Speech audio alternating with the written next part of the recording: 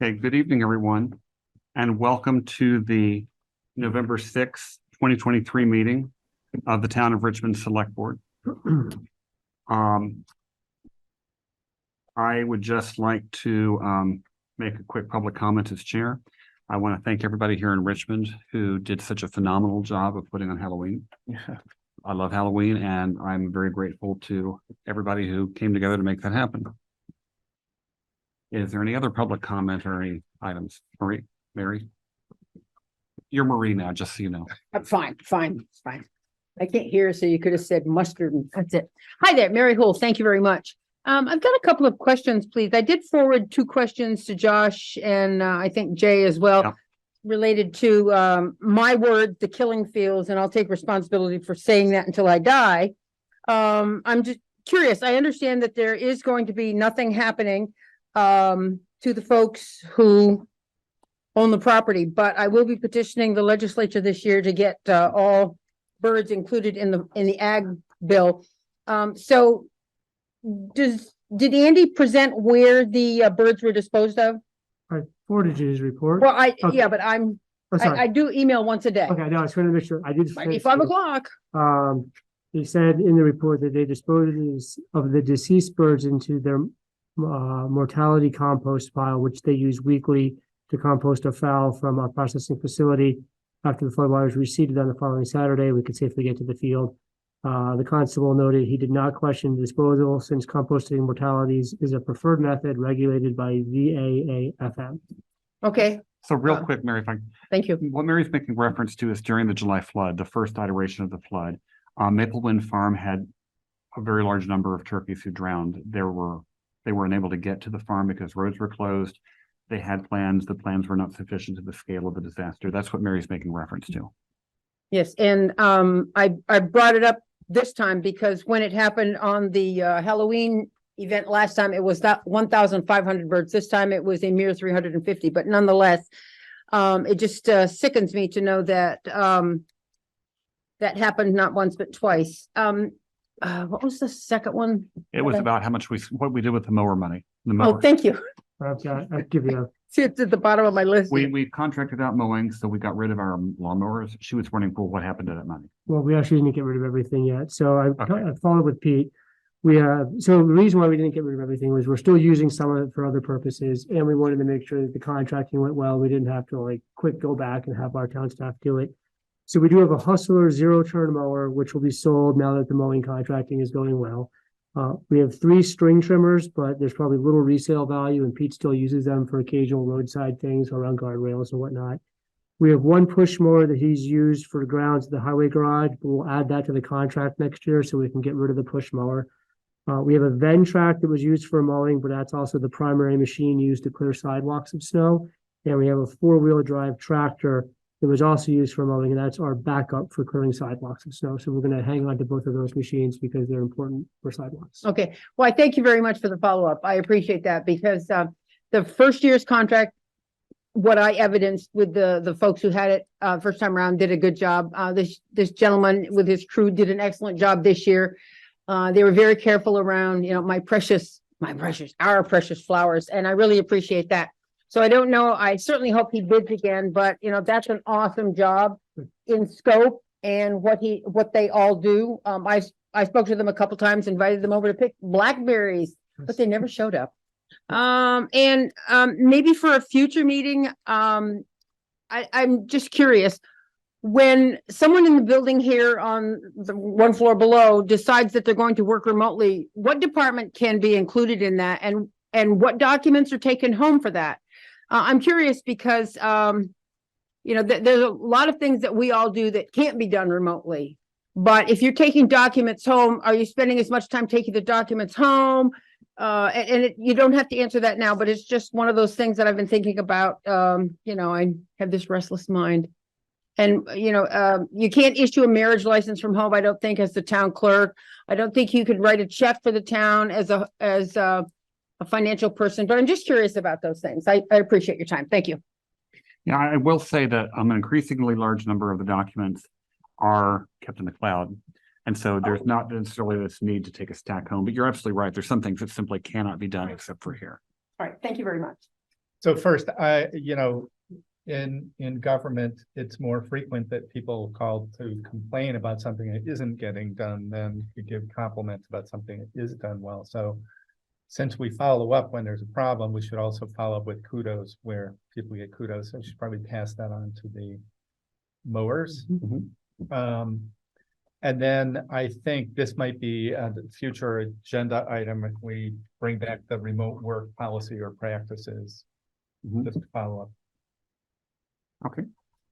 Jeff? So I'm curious, do we need to put out the mowing to bid every year? Is that? We do, yeah. Yeah, and we've learned a little bit each year about items we should be more specific about in the bid and other items we should add on.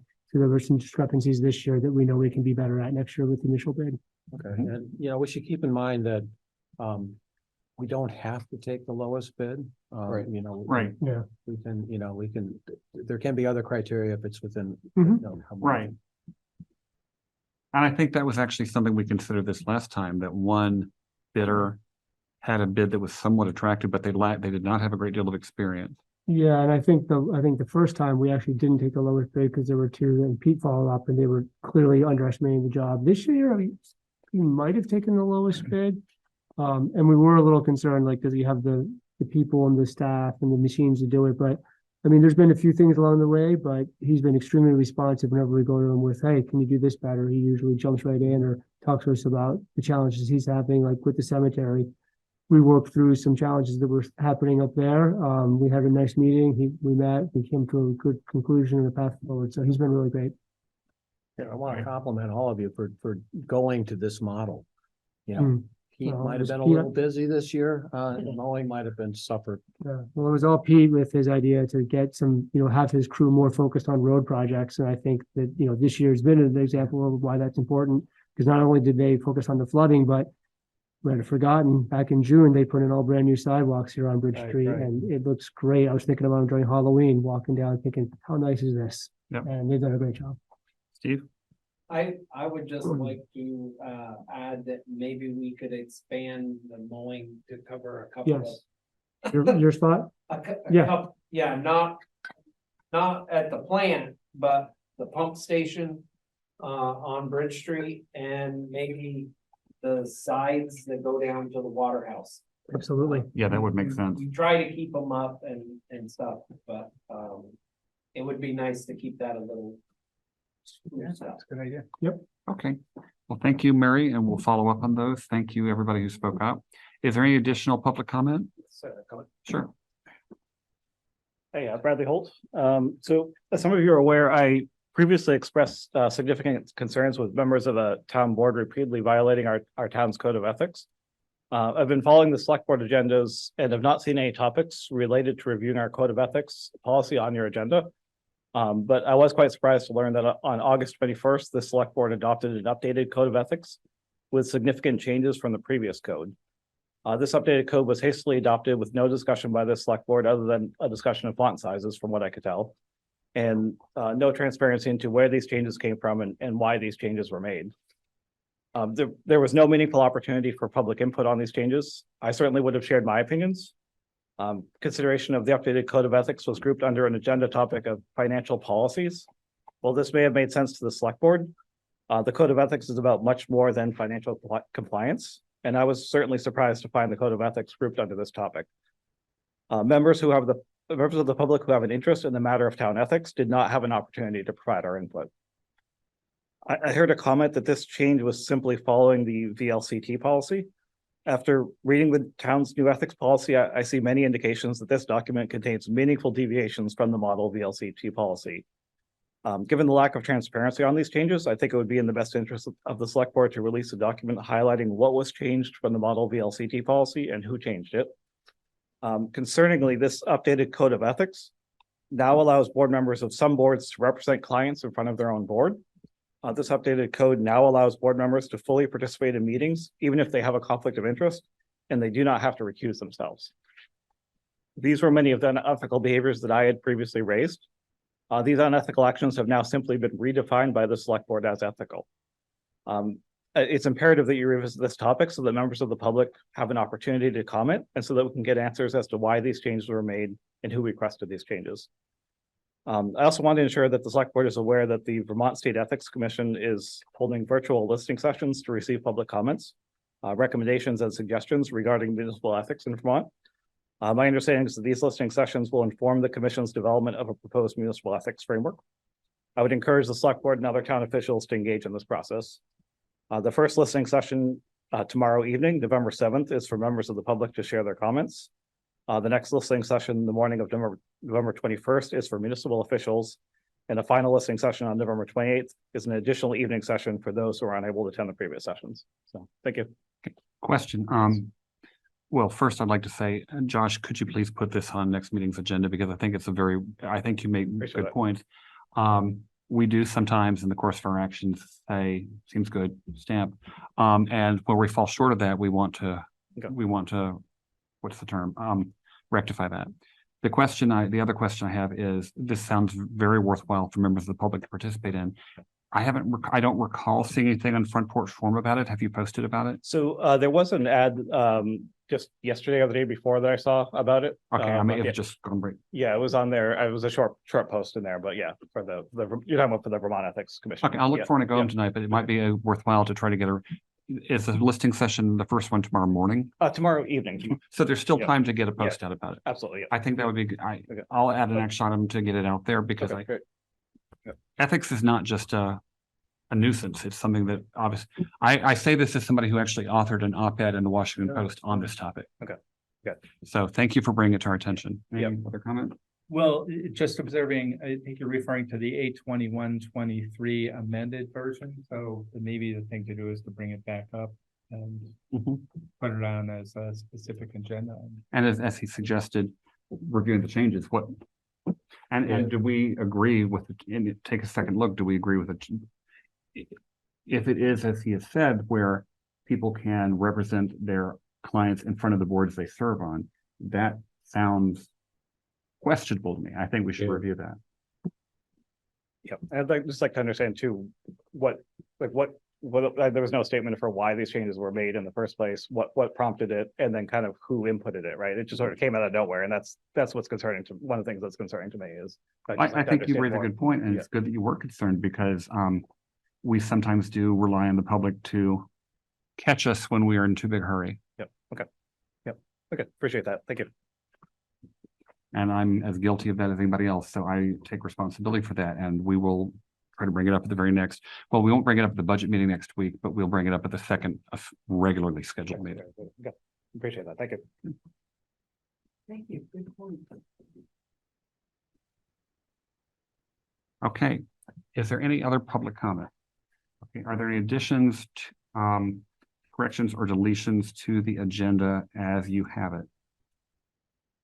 Okay, seeing and hearing none, I'm looking at Zoom to see if the hands went up. I don't see any. On our first item of business tonight will likely be a brief one, but it has to do with our water and wastewater plant. Three of us are on the Water and Wastewater Commission, and it's a joy to be on there. It is very interesting, but the public does not necessarily always tune in and listen to the water and wastewater minutes, the recorded meetings. And also Jeff and Lisa is not with us tonight, but Jeff is not on that and can't ask questions because he's not there. So I wanted Brad, our water and sewer superintendent, not Brad, Steve. Sorry, I'm still thinking about Brad. Steve, to tell us a little bit about how things are going, and especially about the very expensive recent thing. Our pressing need. Our pressing need. Pressing need, yes.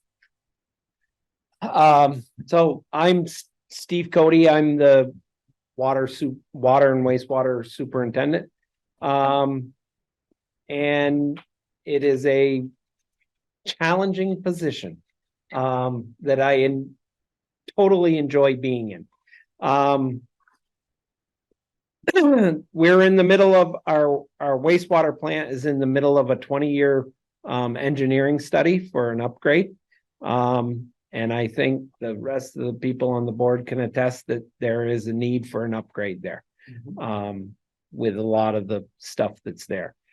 The two priorities that we've kind of highlighted and need to act on before we can even get to the 20-year upgrade have been our influent pumps, which are the two that we had were 1972 vintage, put in when the plant was new, had totally used their life expectancy. One of them failed in January of this year. And we went from January to May with one pump that was just limping along. Nothing can happen in the town sewer plant without these pumps. We were good enough to get a contractor to donate us a pump. It was a used pump. It is a short-term fix. And we have asked the engineering study to highlight that and prioritize the pump end of the process, which we are going forward pretty rapidly right now to solve that problem. With that being said, that is kind of the beginning of the pump end or the plant's problems. On the end, the final end, we have a dewatering press that was 20 years old, and had long since outlived its life expectancy. I remember when it was new. It makes me feel old. So the press, when I took over, the press was very limping along. Richmond has in the past we use the press to treat septage, which in turn is a revenue for the town. Without the press, it means we don't have any septage revenue. And it also means that we would then have to pay for the sludge that the wastewater treatment plant produces to be transported and processed somewhere else. And it's much heavier if it's not pressed, and it's Absolutely. more expensive. It's much heavier if it's not pressed, and it's more expensive. It's basically a liquid form, and yeah, so we go from having a revenue stream to having to pay to get rid of our sludge. And so the press had become quite a priority for me. It currently can only function on, it has a, now I'm drawing a blank, 2 chambers. It currently can only function on one of those chambers. The other one is totally used out. I mean, channels. Channels, yeah. So we got the Fournier to come in, which is the press company. They did a complete assessment and prioritized some of the stuff that needs to be done now for us. And we also brought the engineers in, and we wanted to say, going forward in our engineering study, is this press the best way going forward? And it was decided that the press for Richmond is the best way to go forward to continue using that type of technology. Other presses are completely out of our price range. My recollection is that it pelletizes. Does it? It's not quite a pellet, but it reduces it from a liquid form to a cake, which is in the 70% dry matter range. And going forward, we're hoping with the new additions of the new channels to the press, that we can even get that up into the high 60s. So long and the short, yeah, you're paying to haul water. So if we can take the water out of it, we're paying less to get rid of it. And so we've had to prioritize that.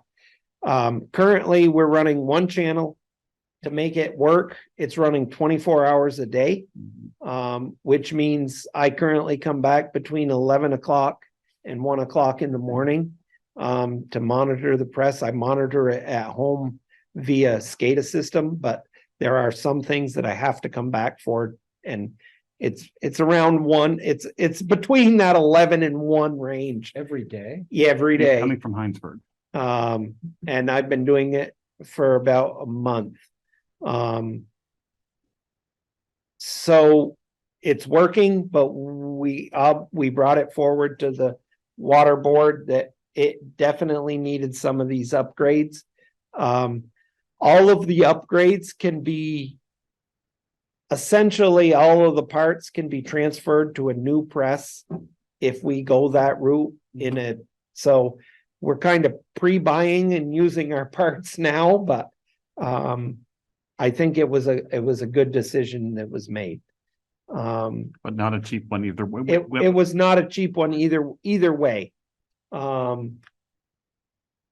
I think going forward, we will talk more about when we decide what type of whether we want to stay with a 2-channel press or maybe stay with a 2-channel press with the ability to go to a 4-channel press and expand the use of more septage, but that's a discussion down the road. Okay, so I don't see the water sewer on our capital plan because it would be a different department, right? Yeah. So do you have a capital plan for the water? Yeah, And where does this fit on the capital plan? Do you have any reserves for it? there were some reserves for it. Most recent repair with all reserves. Yeah. So that reserve has been building up a bit in anticipation of the 20-year study and a need to replace a lot of parts. And when we get to the 20-year study and we get to that replacement, we'll have a better sort of roadmap on replacement, total cost, and funding opportunities between reserves on hand, unassigned funds, and bonds. Great.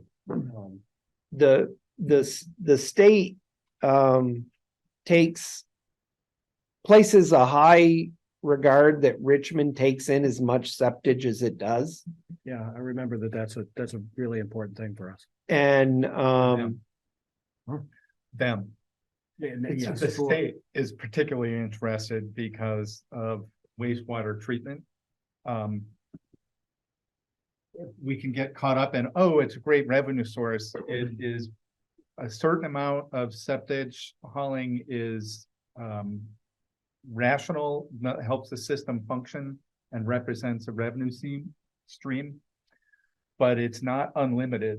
Like, so, in fact, the state asked me, the reason I'm a little sensitive, the state asked, well, you know, how much are you, essentially you're going to hold in reserve in your wastewater treatment plant to treat septage? And the answer is nothing. It's like our customer base is not the septage haulers. Our customer base are the residents and customers of Richmond.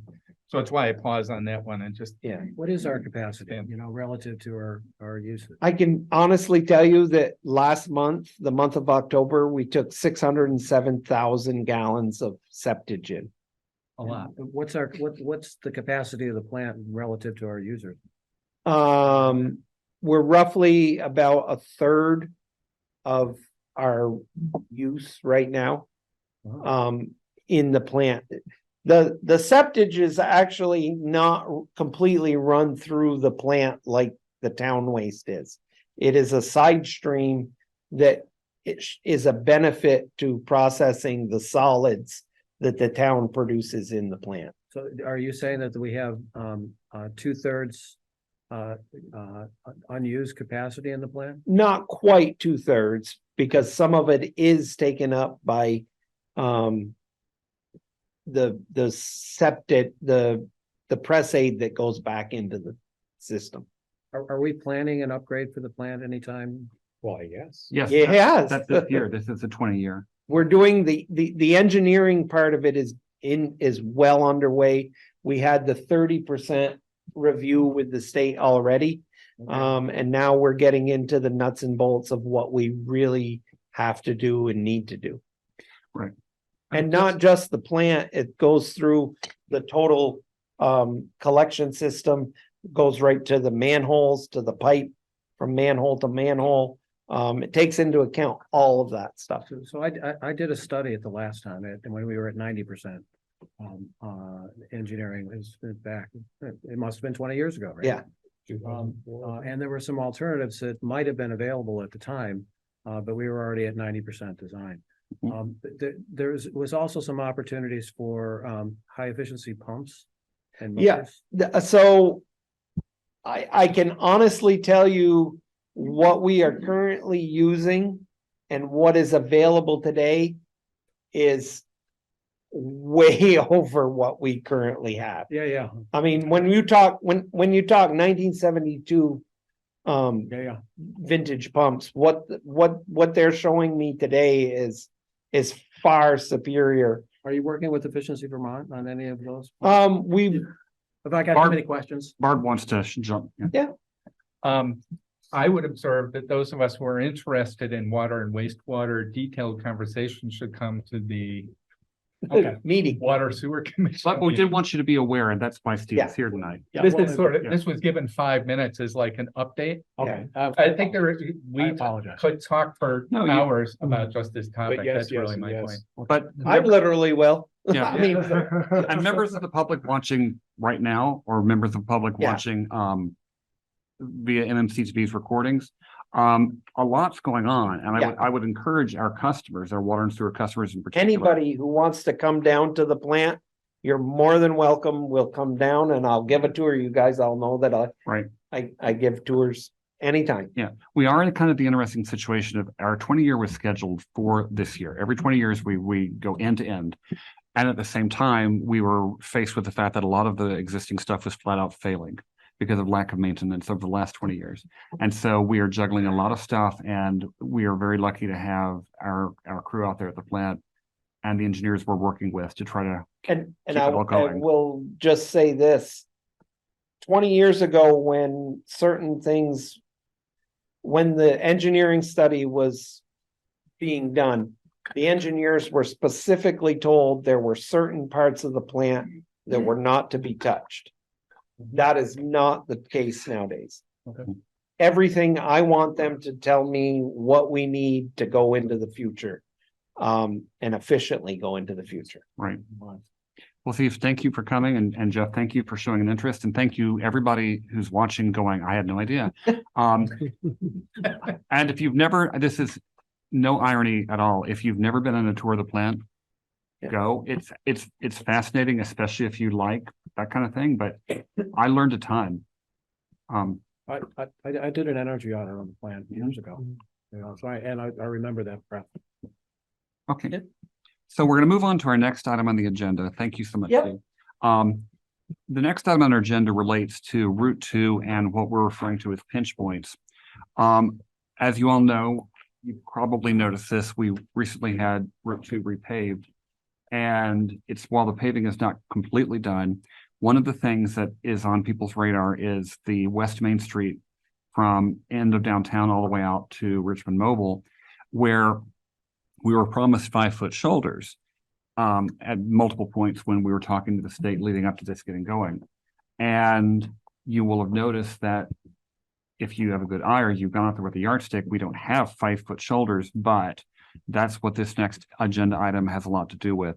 We have with us tonight Kathleen Gent and Chris Cole from the Transportation Committee, but we also have Jason Charest from CCRPC, and I believe, Jason, you have something to share with us? Yeah, I have a little presentation I put together that kind of summarizes the memo that is in your packet. Okay, by all That- means. All right. Bear with me here while I get this up and running.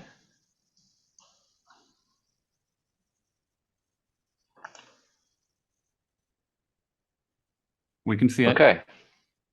You can see a title slide? Yes. Great. Well, thanks for having me. We had this, like you said, it was a great introduction, by the way. Just a tiny study on the remaining locations along Route 2 from the village to the park and ride that after the paving will not have a 5-foot shoulder. And I got a lot of flack internally from my coworkers about wanting to call this the pinch point study. They didn't think it was a universal term, so I'm going to start off with just a quick definition of what I consider a pinch point. It is anywhere along the roadway that we were unable to have sufficient width to get you 5-foot shoulders as a part of the paving. So that's what I'm talking about. If you hear me say the roadway is pinched, that means there just was insufficient width to achieve what you were looking to get out of the paving project.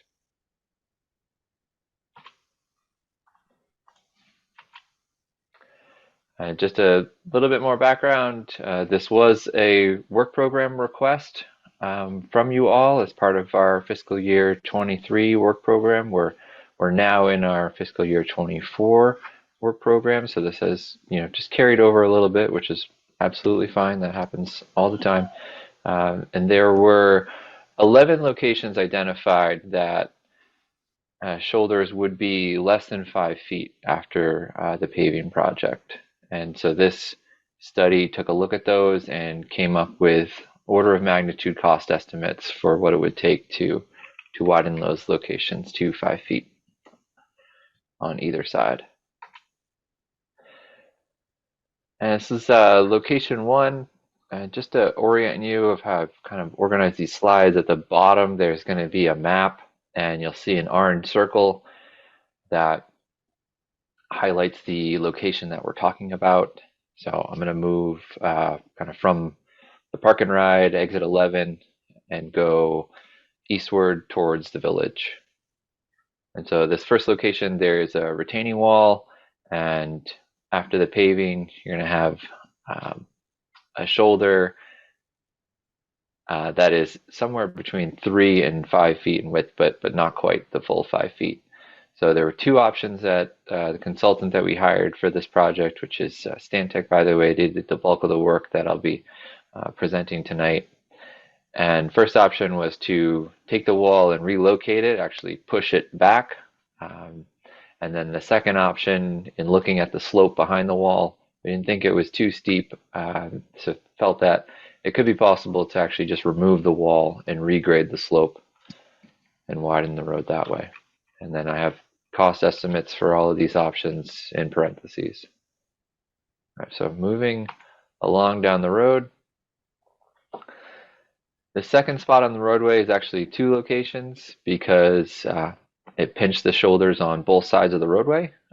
Good news is this is in VTrans' program as a culvert replacement project, so we did not spend any time really looking at this location. And the project fact sheet that you see there is on the right, and it looks like they're looking to reconstruct this or replace it in the spring, sometime spring or fall of 2026. And if anyone has any questions along the way, you can feel free to interrupt me. Jason, hey, it's Bard Hill. I just am going to observe something sort of obvious. Does it seem a little odd to rebuild and repave the road and then a year or 2 later dig it up and replace a culvert?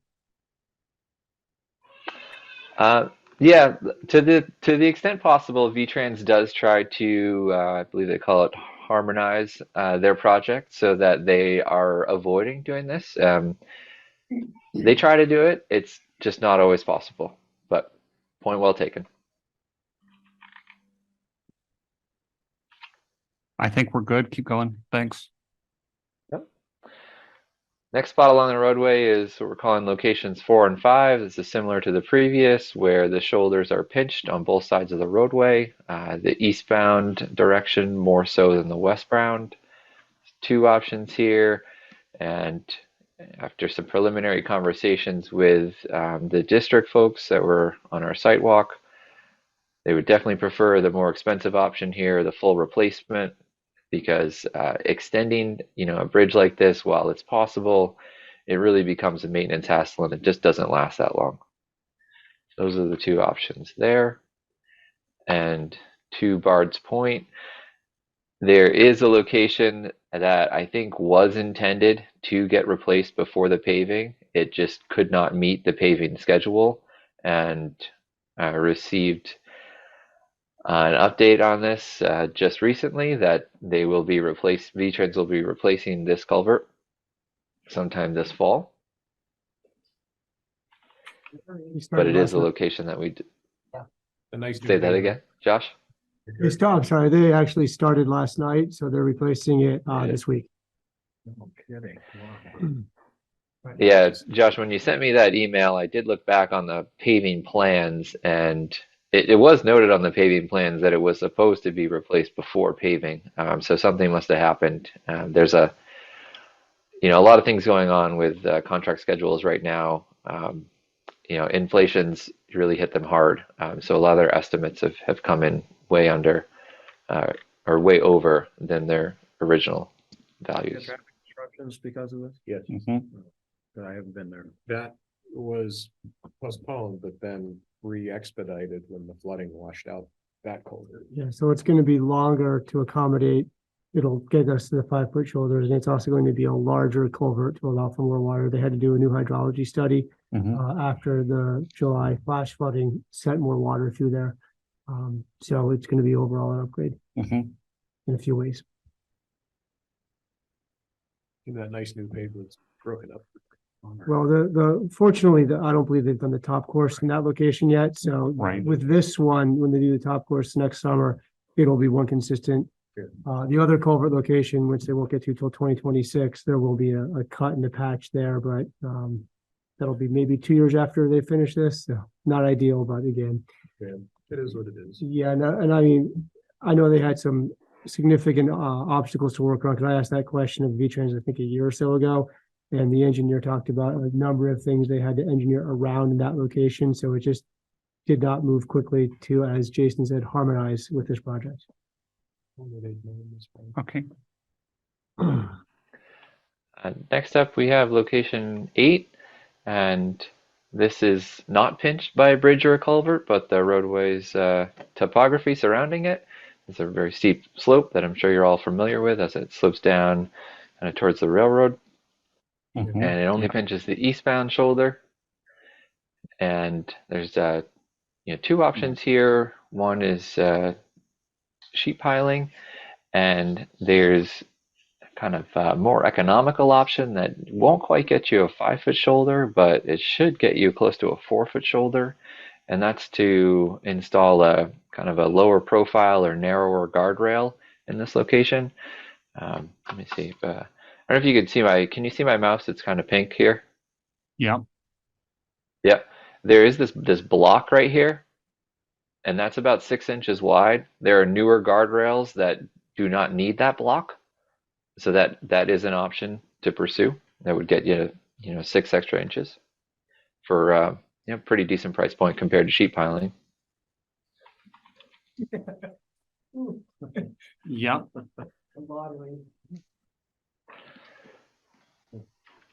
Okay, next up we have location 9, and this is right up next to the railroad tracks, and pinches that shoulder to about 3.5 feet. And again, the option here would be sheet piling.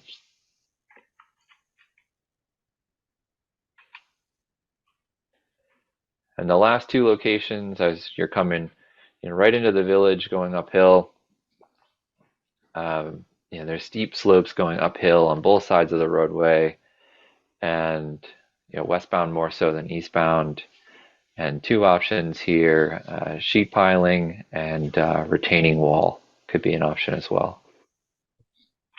And then to summarize everything, if you take out those 2 locations or 2 spots on the roadway that have the VTrans projects, the one that's being constructed now and the later one in 2026, your ballpark cost estimates for getting 5-foot shoulders along the length of this section roadway, which by the way is around a mile in length, is 2.8 to 6.6 million.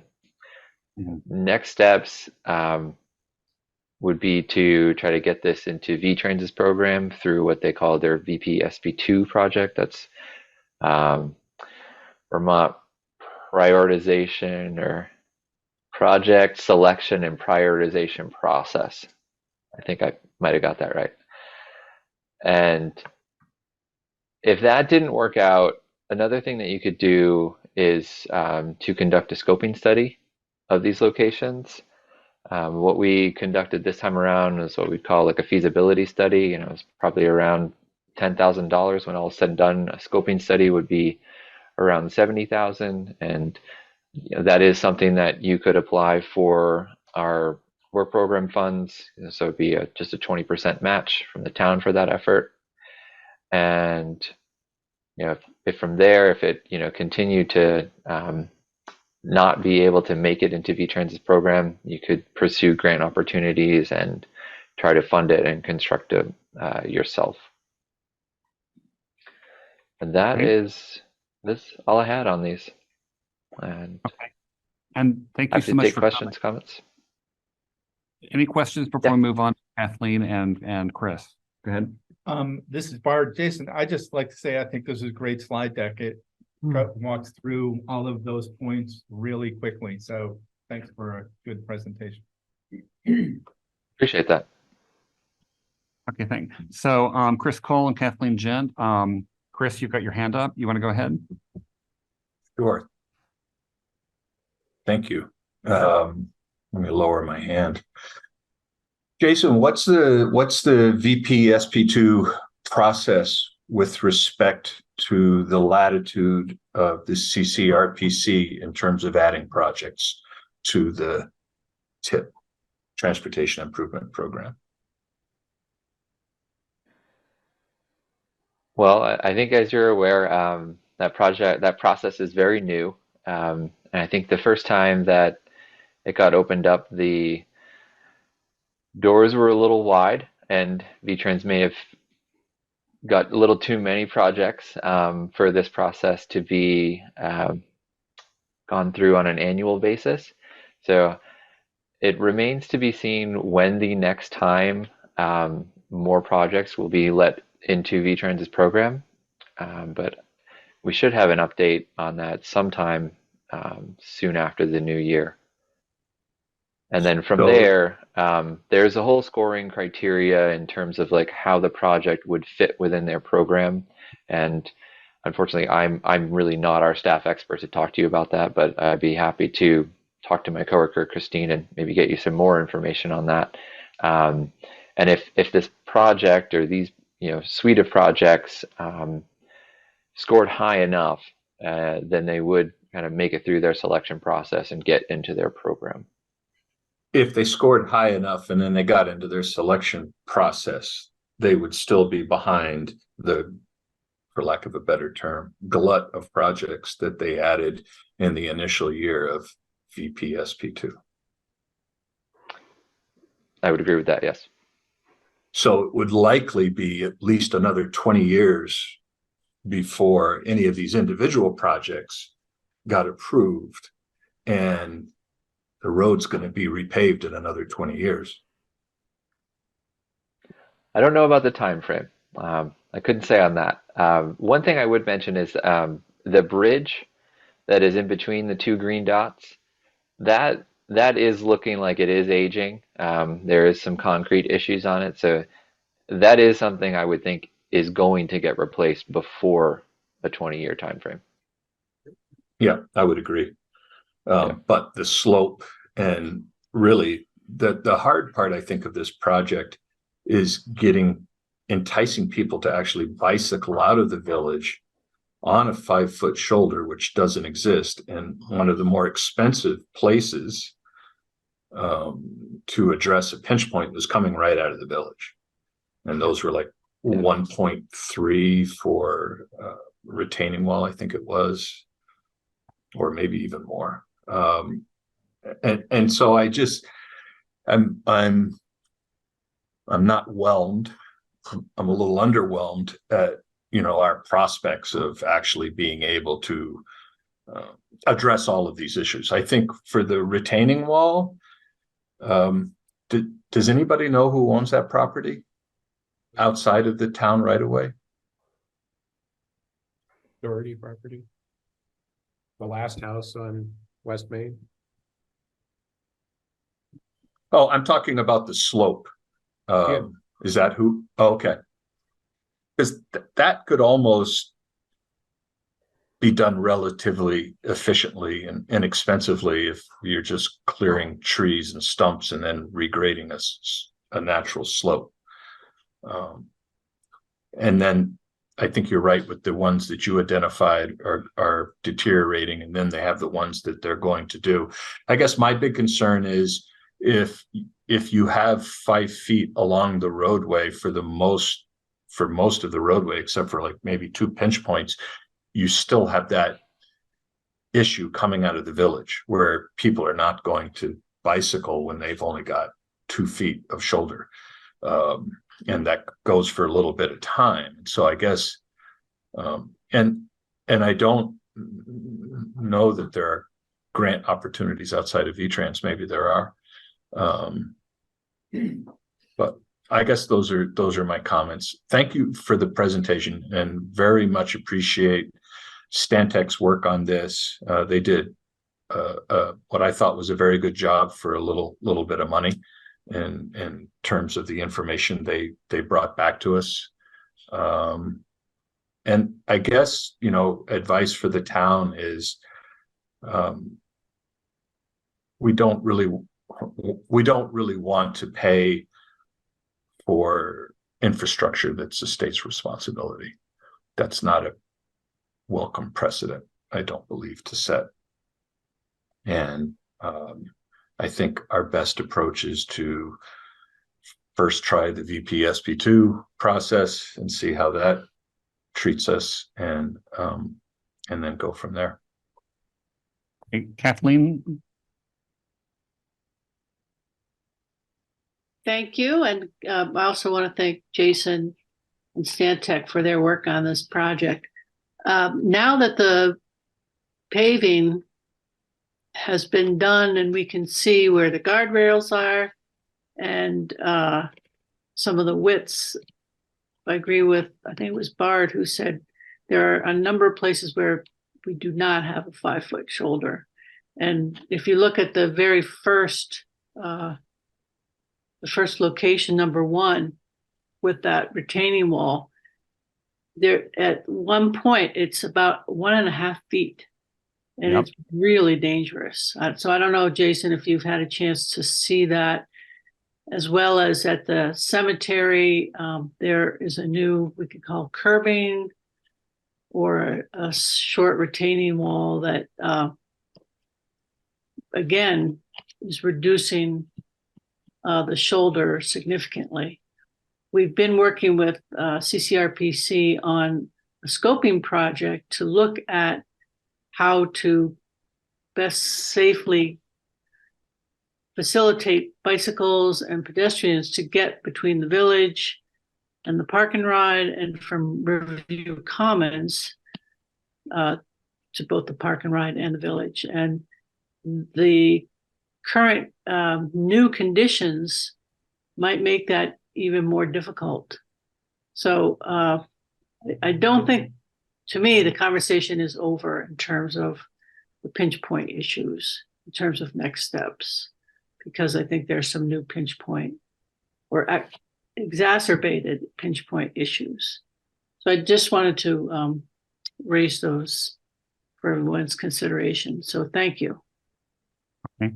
Before we go on to other members of the audience, the person you probably heard complaining the loudest about the width is me. I walk out there and I'm a safety pup. I used to work as a town safety officer. My father worked 20 years plus as a safety officer. It's not safe. And most people are not willing to take their lives in their own hands, as I apparently am willing to do. But I bother Josh all the time going, so when's the state going to do something about those shoulders? And the state's saying, well, we're going to move the shoulders in. We're going to do our best to make them 5 feet. And we're like, when? So I'm strongly on the side of doing what we can. But on the other hand, it's going to be pricey. Before we go to Ian, anybody on the select board want to chime in? Mm-hmm. Just if I could briefly, Jay. So I've been following this project for some number of years. You may recall that we met with the Secretary of Transportation in this room to express our concern before the project was contracted, expressing concern about this stuff. And frankly, he and his staff were clear at the time, saying one of the reasons they're not doing some of these things, state projects, is they take too long and they cost too much.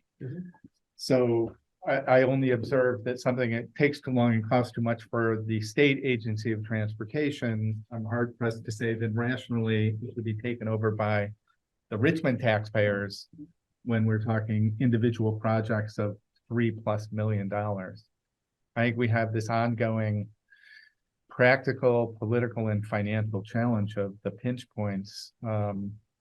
And frankly, I think it dates to a road that was essentially designed in the 1930s and before. That's kind of, from an engineering perspective, the problem. And nothing's going to be cheap to address the whole thing. The final comment I'll make is at the last today's Water Sewer Commission meeting, there was another conversation about a potential pathway along the side of Route 2 on private property. And that is kind of a tenuous plan, I guess, but it has been discussed at a number of boards or commissions. But that would, at best, go from like the mobile station or maybe beyond the mobile station, but to the REIT property. That still leaves the space between the Willis Farm or REIT property and the village as an unsolved path. And that proposal doesn't get us through these pinch points. Yeah. Okay, so I'm gonna keep on going down. David, anything? Jeff? No, I'm depressed. Okay. Lisa, you came in partway through. Any questions? No, I read a bunch of this stuff. What does the state owe us for a road? 5 feet. 5 feet, okay. They promised multiple times in writing. So. With the caveat, where feasible, they were. But when we kept pushing back, they were saying, Yeah. well, here we can't, here we can't, here we can't. We said, there, why can't you? We squoze every concession we could get out of it. And that's kind of our concern is now that the time has come, we want them to put their money where their mouth was. We take them to court? I can't sue the state, really. Good luck with that. Okay, so we do have a motion, Ian, I'm going to call on you in just a second. We do have a motion to basically say it doesn't hurt. Let's go ahead and ask the state to put this into VPSP2. Because paying for it ourselves for a variety of reasons is not a good bet. Ian, I'm sorry to make you wait. Go ahead. Yes, thanks. One quick comment and one, I think, quick question. My comment is, I think those of us who use this road do appreciate that now the pavement is in good shape so that the shoulder is usable. For many years, it was intermittently or most of the time not usable because of the breakup of the pavement surface. So at least now it's a continuous pavement. That's an improvement. I appreciate that. But my question is, if the width of paving is a constant, then the amount of shoulder depends on how the lane markings are laid out, and that depends on the lane width. I believe since this is state highway and 40-mile-per-hour speed limit for most of the stretch, 11 feet widths are possible. And maybe those are currently the widths of the lanes. So in short, my question is there any option possible to make a larger shoulder by reducing the width of the lane by moving the lane marking? That's exactly what towards the center. Right, that's the state's current plan, to bring them in, to make a narrower lane. And as Josh pointed out to me the other day, in addition to making for wider shoulders, narrower lanes can also help reduce speeds. So there are, We don't involve the speed limit. No, we don't. I do believe they are going with 11-foot widths, Ian. yeah, I think it's 11-foot widths, at least from the village out to the park and ride, and that helps us get to the 5-foot shoulders in the non-pinch point areas.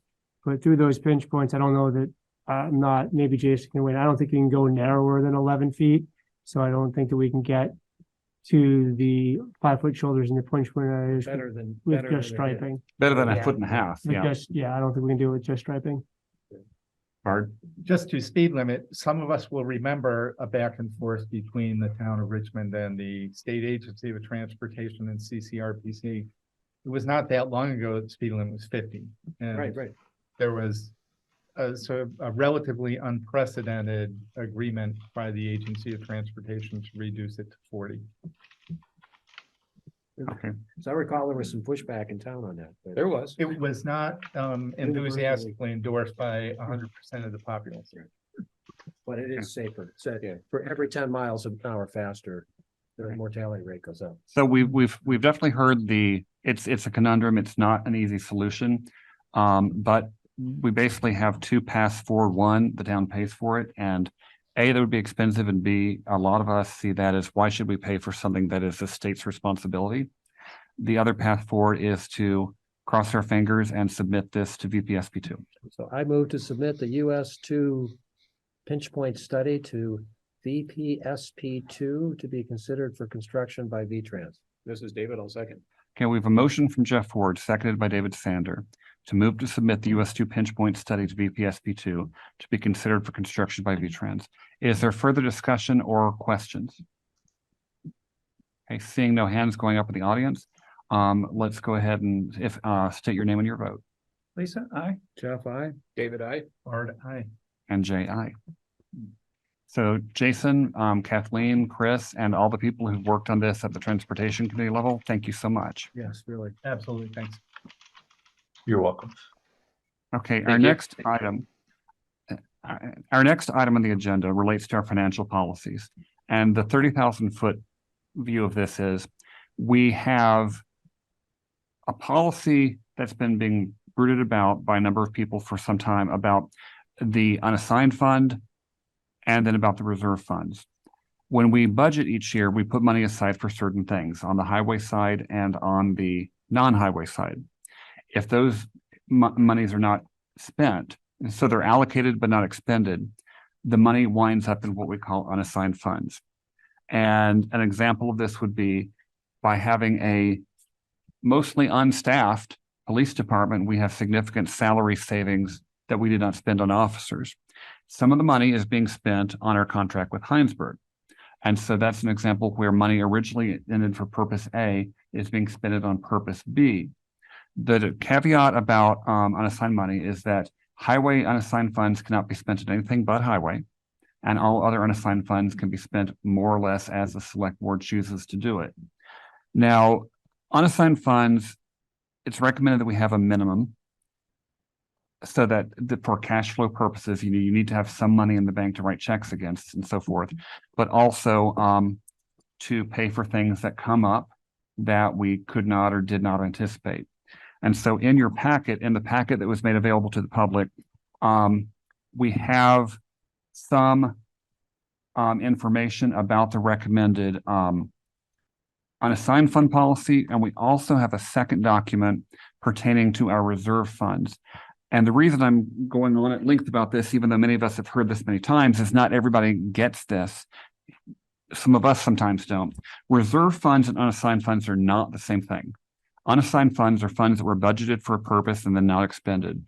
Reserve funds are money specifically set aside to pay for some future purpose. So for example, although this may sound funny, we have a tennis fund, and the money in that tennis fund, which is about $150, can only be spent on tennis, or we can just retire the fund at some point. So in the packet, we have a document that details our existing funds, what the balances are, and so forth. So now that I've done that introduction, I'm going to pass the ball to Josh to kind of talk us through these two. Starting with the unassigned fund balance policy, and then going to the reserve policy. So I think I'd actually pass it to Connie. If you would like to walk us through, you're probably better versed to provide a summary of both. Not sure where to start from. I think we were just on the cleanup portion. Let's start with maybe the simpler one that just has a couple of, like the fund the reserve fund policy was almost there with the board last time. The only thing that changed here that we talked about was, I think, adding the town center fund in, and that's been done. Correct. So all I did was update the date for signature to be today. If it goes through, we added in the town center fund because we did have an article on that a couple of years ago, and we voted to move that from just a regular account into a reserve account to specifically be used for the town center and the library and the land in between. And the other thing I did was I took these and put them in alphabetical order in the spirit of our last meeting. So I just rearranged the order of them. All of these are restricted in one way or another. They may be restricted by state statute. They may be restricted by a grant agreement, federal or state. But most of them all of our reserve ones are restricted by the voters. And each year when we put forth our budget, we do several presentations. And although the line on the budget may say fire safety equipment and gear, we combine that with our capital plan and we specify what that is going to be for. We're not just throwing money at a fund. All these reserve contributions that come from the budget have pretty specific purposes and on a pretty specific time frame.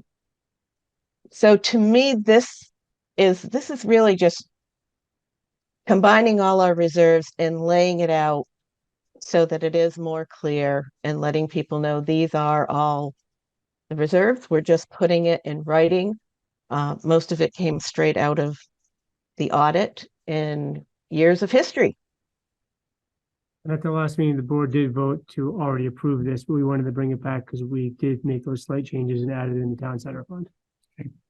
And I'm going to just add one thing, because again, I know that our voters don't necessarily spend time poring over our budget or over our policies, but I think it would be a good idea in general for an educated voter who wants to know what we're doing up here, to look at this document, which is in the weekly packet, or also to review our town reports, because you should know where your money is going and what it's being spent on. And as Connie said, the voters at the end of the day are the ones who dictate how this money should be spent. So if you ever have any questions about these funds, Josh, Connie, myself, any member of the select board would be happy to answer questions about that. Now, with that said, Lisa, go ahead. Okay, sorry, I didn't mean to interrupt. Jay or Connie, I guess whoever, the restricted reserve fund policy, I'd suggest we take the word restricted off of it. Otherwise, it goes to the fund balance policy definition of restricted funds, which can only be spent on the highway department. We know better, but I think it's confusing unnecessarily to say restricted there.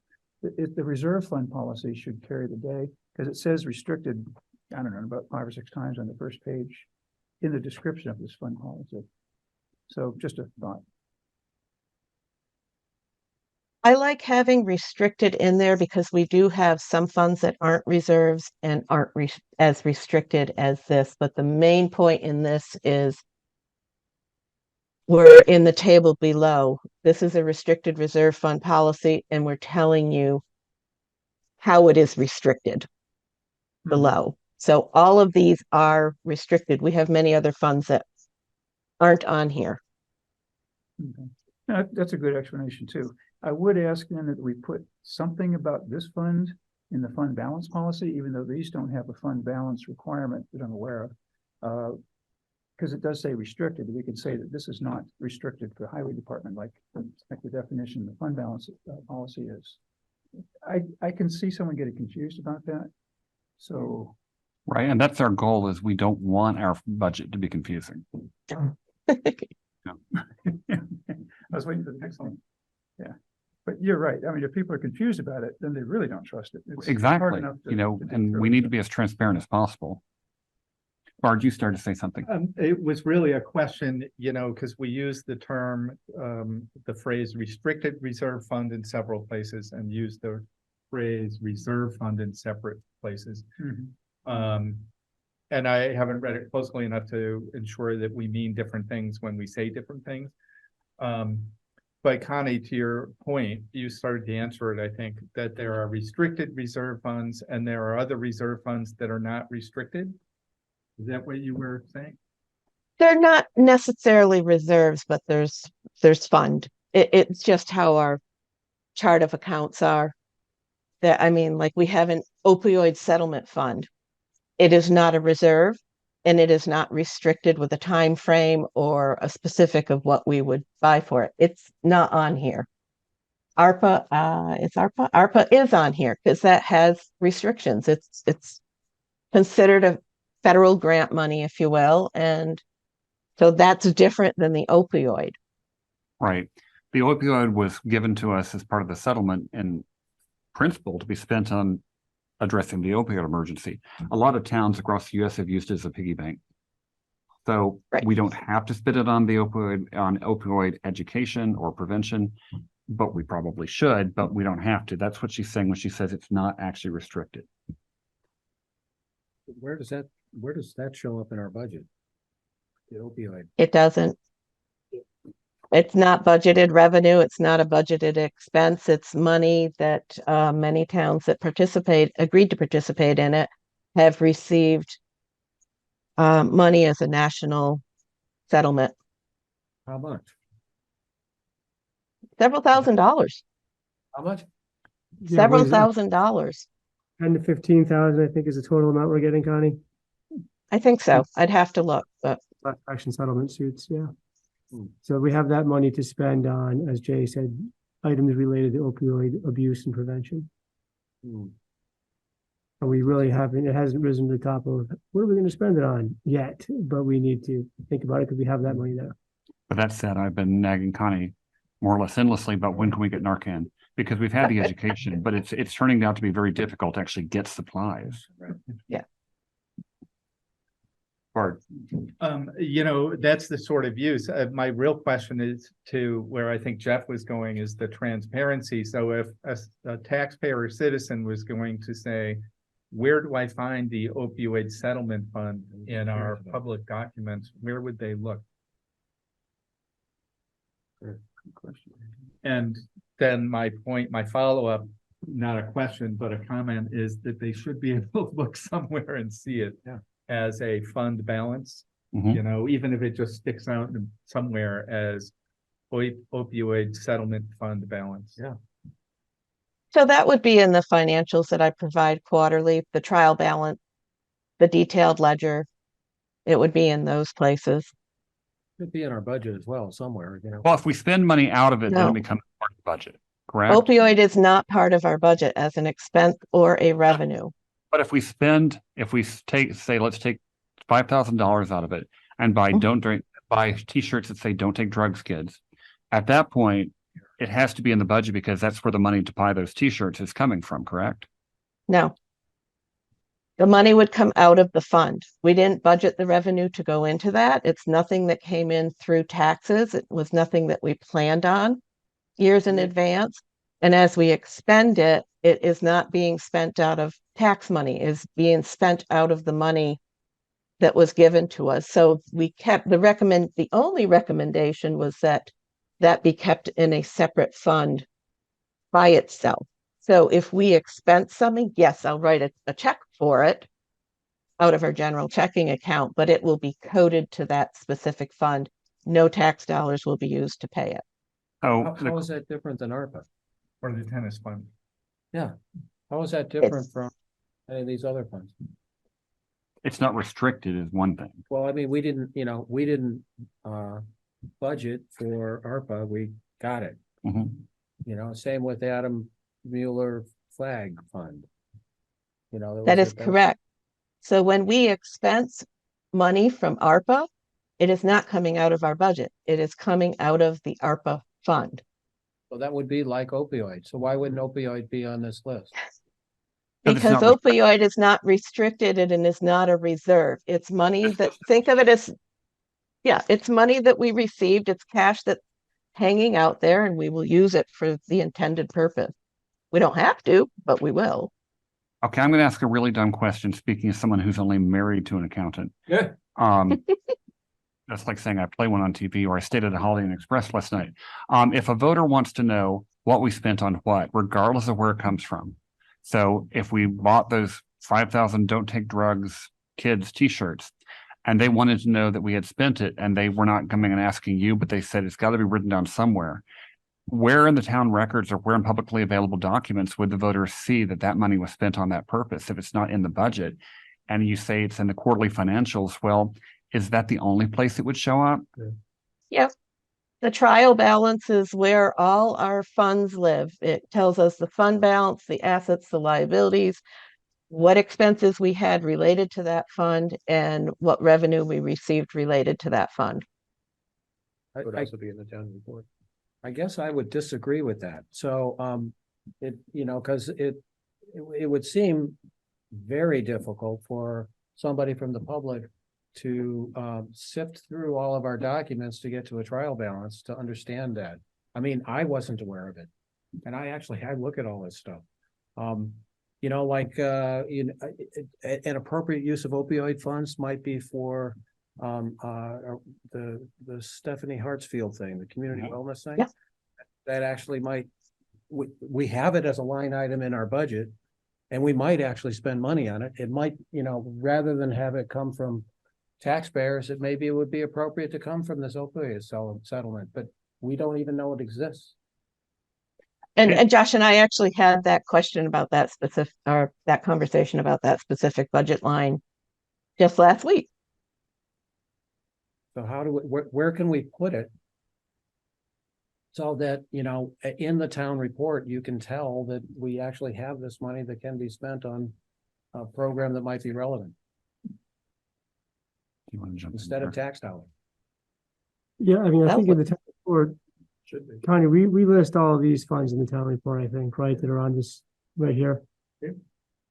And what? Okay. and- All of and- these, yes, yes. And So all I of guess these, maybe we should take a look, Connie, at what we put in the town report, what's in the audit, and if there's anything else like the opioid fund that it's out there, just make sure that we add that to that list. Because I don't think it shows up in the audit, because I think I take everything from the audit and put that into the town report with the beginning and the ending balance. So say, So I don't know, I can't think of anything beyond the opioids, but maybe there's other things like that that we've received the settlement for that we should just do an audit of ourselves and make sure we have it. If I can try to speak for Jeff and myself at least, it'd be nice to say, okay, we have these funds, public, here's this list. Here are the other funds we have, and here's the monies we've spent out of them this year and for what. Yeah. I think that could be like a one-page summary document. It's more informational, but I would like to have it. I don't see any heads. Yeah, no, we are, and again, we do, in the town report, we detail each one of these as far as start balance, end balance. These, but the Yes, other so I'm saying, we can add the opioids to Got it, that, okay. and I think, we kind of, you and I can talk offline, if there's any more that we're overlooking or not putting in there that we haven't, I can't think of anything, but we could definitely add the opioids in. can we put the restrictions on? So could we say that we have opioid funds and they're to be used for community wellness purposes? And make it a restricted fund that's the only way we could use it, and therefore it would be on this list. Does that make sense? I mean, Except that the next select board makes a different decision. I'm not sure how There- rational that is. I mean, there are some that I think are, well, there should be some that are restricted by the select board. Let's look, Connie, at the actual, you've read the guidance more closely, I think, on the opioids than I have, as far as exactly, it sounds like it's more of a guidance than a mandate on the opioids. there's another one coming up So- too, right? So this is a past opioid settlement? This is two past settlements. There's another one that's on the agenda Yeah. tonight that we could participate in, which we could get. And we may be getting a Yeah. PFAS settlement at some point. Yeah. Go ahead. I'll just make an observation, you know, the state for however many years has been getting a tobacco settlement right. fund. And it's used for all sorts of stuff, Right. some of which has nothing to do with tobacco cessation, right? Right. And I'm not saying Ridiculous. it's good or bad, but it illustrates, I think, that once you get the money, it's not restricted by the funder. So to the degree the select board or the voters want to do something to restrict it, arguably we could. My first question though is you first have to know it exists and put it on a list to say, oh, that's what it is. Where does it live? You know, I mean, you know, so like, what, you know, say we decided to do. Just as things stand, that we have so much money that we want to put towards community wellness. And we say, no, zero, we're not gonna put any money from the taxpayers towards that, but we are gonna do it from the opioid thing. That's a conflicting message. You know, and it's a weird, you know, year to year budgeting. Yeah, I think doing what Josh and kind of have agreed to, adding opioid, even though it's not restricted, and then looking over the list of other funds and saying, is there anything else we're overlooking, would be useful. And I do think also a short summary for the voters and us to say, here's what we spent out of it this year. Makes sense. Okay, but as far as a motion, we do need to approve. You have a hand up. We do, I'm so sorry. Chris, go ahead. My mute button wasn't working there. Thank you, Mr. Chairman. I had a question about the new sidewalk reserve fund. And the funding target where it says 5-year plan, is that the 5-year capital plan? The town's 5-year capital plan? And Correct. in order to expend funds from the sidewalk reserve fund, does a project have to be both on the 5-year plan and we get a grant agreement from, the state or the feds, wherever? If you dig into the capital plan, the spreadsheets that we have set up, and even the Word document that we have set up, it specifies how each of these are being paid. Some of them may be a combination of reserves and new tax dollars, ARPA money, grant money. Could be in the case of these reserves that like highway capital, that money could come from the sale of a piece of equipment. So when you look at the capital plan, it clearly spells out when it is being purchased and what it is being purchased with. Yeah. The sidewalk reserve, though, the project that we're applying for a grant for doesn't necessarily have to be in the 5-year plan. Is the 5-year plan include projects that are funded by either bonds or the sales of equipment or other funds that the town has? I'm only putting in the 5-year plan because when we put forth the capital plan, it's for 5 years, but we project out 15 years. So although that says 5-year plan, next year, it's still going to say 5-year plan. And as long as money remains in there and until the project is done, it'll remain on the 5-year capital plan, even though we have it on our radar 15 years. So I think there was one project, the Jericho Road sidewalk, that was in this 5-year plan, and none of the other projects that we've been working on are in the 5-year plan. So would that mean that any project that we got a grant for in the next year or two, if we're lucky, would that be able to use matching funds for the grant from this sidewalk reserve, even if it's not in the 5-year plan? So Keith Oborn and I were just talking the other day about this. We'll most likely change the name. We'll finish up with the new sidewalks on this one and then probably create another fund so that it can be a little more, not just restricted to sidewalks, but it can be restricted to, I don't know, maybe we call it transportation fund or something like that, that it can be a little more broad and they would still be very clearly spelled out within that category, just like all the others. But yeah, we were thinking of that. It's like, well, what do we do when it's not just a new sidewalk? Right. There's a lot of grant opportunities for local transportation projects, whether they're sidewalks or any number of things. Speed bumps are a great example. The flashy crosswalks, is another good example that needs local match. I was just trying to figure out. I don't really understand the capital budgeting that the town does, as to whether or not all those projects are going to move forward or not. So I didn't really get involved with it too much with Revy.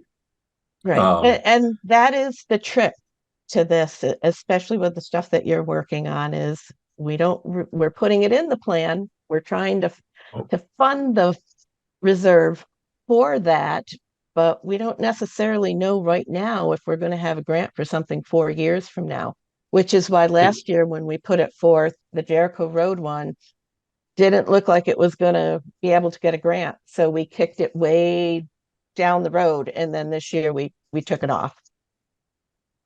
So it can go back in. Yeah, that project didn't get scored favorably by the state for a variety of reasons. And I was glad that you guys had put it in the capital reserve fund, because it's not likely to get a grant from the state. Right. So that'll be up for back town's to decision. back to the 5-year plan is we only got really buckled down on our capital plan within the last 2 years, and we're adding detail to it every year. Okay. But what you wouldn't see is if we had, say we had no sidewalk projects going on right now, they weren't going to happen for 10 years. That would still be on here, but we're not necessarily raising tax dollars for something 10 years out. I'm trying to keep everything in line that what we're paying tax dollars for, putting into a reserve today is something that we will, in that category, there's something it's going to be going towards within the next 5 years. Okay, that makes sense. Okay, so select board, as mentioned earlier, we have 2 separate funds to approve, and Connie asked us to look at the reserve fund policy because it would be shorter and simpler. But we do need a motion to approve it if that is the select board's will. We do this in 2 different motions? That's correct. Okay, I move to approve the reserve fund policy as amended. This is David, I'll second. Okay, we have a motion from Jeff Ford, seconded by David Sander, to approve the reserve fund policy as amended. Are there any remaining questions or comments? Mr. Treasurer, do you have anything? No. Okay, then please state your name and your vote. Lisa, aye. Jeff, aye. David, aye. Bart, aye. And Jay, aye. Okay, I move to approve the fund balance policy. wait. I'd like to discuss that some first. You like what? I'd like to discuss that one. Oh, but I can still move it, Oh, certainly you can move it. Okay, right? I mean, I think that's. no, you can move it. We will. Okay. I move to approve the fund balance policy. I'll second. Okay, so we have a motion from Jeff Ford, seconded by David Sander, to approve the fund balance policy. Okay, now that said, conspicuous by her absence tonight because of a family health emergency. Yeah. Carol LeBounty is not with us, and she has asked me to mention something on her behalf, which I think there's some merit to. We've talked about magic numbers like 15%, 18%, and so forth as numbers to keep liquid for our unassigned funds. And we have not ironed down a maximum. And I know that's tricky because we don't know at the start of a budget year that something will happen that we won't spend it. But she has pointed out that we are in a position of having like 55% unassigned at this point. So I'm just bringing that topic up because she asked me to. The other thing that she asked me to bring up, I just want to put it out there and the select board can comment on it or ignore it, is that she feels that the reserve funds balances should be counted when we're estimating how much percent we have in the unassigned. I would tend to disagree with that because if you just heard when Connie talked about things, the reserve funds have a kind of an interesting status financially, unlike our regular monies raised from tax dollars. And I don't think that we should be saying we have all this money in reserves when we're calculating how much should be unassigned because it's really apples and oranges. But those are the 2 things she asked me to bring up. I would be interested in just from an accounting point of view, is there such a thing as having, I mean, every year we do the budget, we can say we've got X amount of money sitting unassigned and we're going to choose to use this much of it in lieu of taxes. You know, that's what we do every year. So in terms of a maximum, I'm not really sure how one would do that, but I just wanted to bring it up because I know it's been discussed in the past. Does anybody want to weigh in on this whole concept of a unassigned maximum? Yes, Mr. Chair, I do. I'm looking at page 2 of this policy. And the logical construction, if you stop there, maintain a minimum of 15%. And so that suggests the minimum 15 and it could be forever. But then look at the next clause about fund balance uses. Amounts exceeding 15% of the fiscal highway budget will be used for expenses in the following order. So that would suggest to me, you maintain at least 15%, and then it says you will maintain no more than 15%. Does that make sense? True, that's the implication. It's too tight.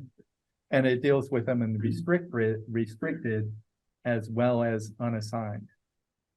So unassigned, amounts exceeding 15% of the current fiscal year general budget will be used for expenses in the following order.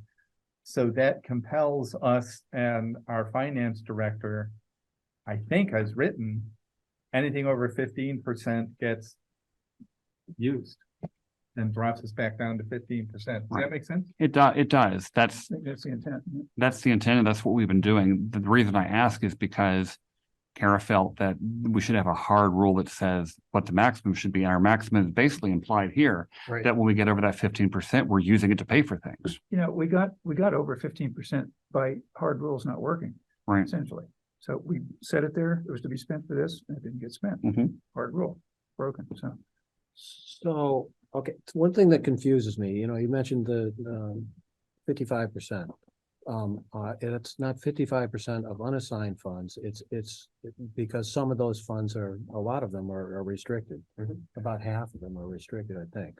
It's not unassigned funds per se as our definition. Well, there's restricted unassigned and then there's regular unassigned. So that's where the wording, so that 55% is based on the numbers that Connie worked up as far as close of fiscal year 23 for where unassigned and restricted funds are, and that does not include the reserve funds that we just talked about. So this is simply the surplus money in both highway and the general budget as a percentage of the budget going forward. So that's where this policy then gives us a chance to look at and say, all right, if our next budget is going to be $5 million, we can only keep 15% of that on hand, unassigned and restricted. So that means it really compels in this budget for FY25 to put back anything that would keep us above 15%. And I think that's really helpful because the last few years, the board has used restricted unassigned funds in an increasing manner over the last couple of years, but not without really a target. It's been more, it started out as, okay, what are one-time funding projects we can use this money for? And we don't really know the right number, but let's throw some in there.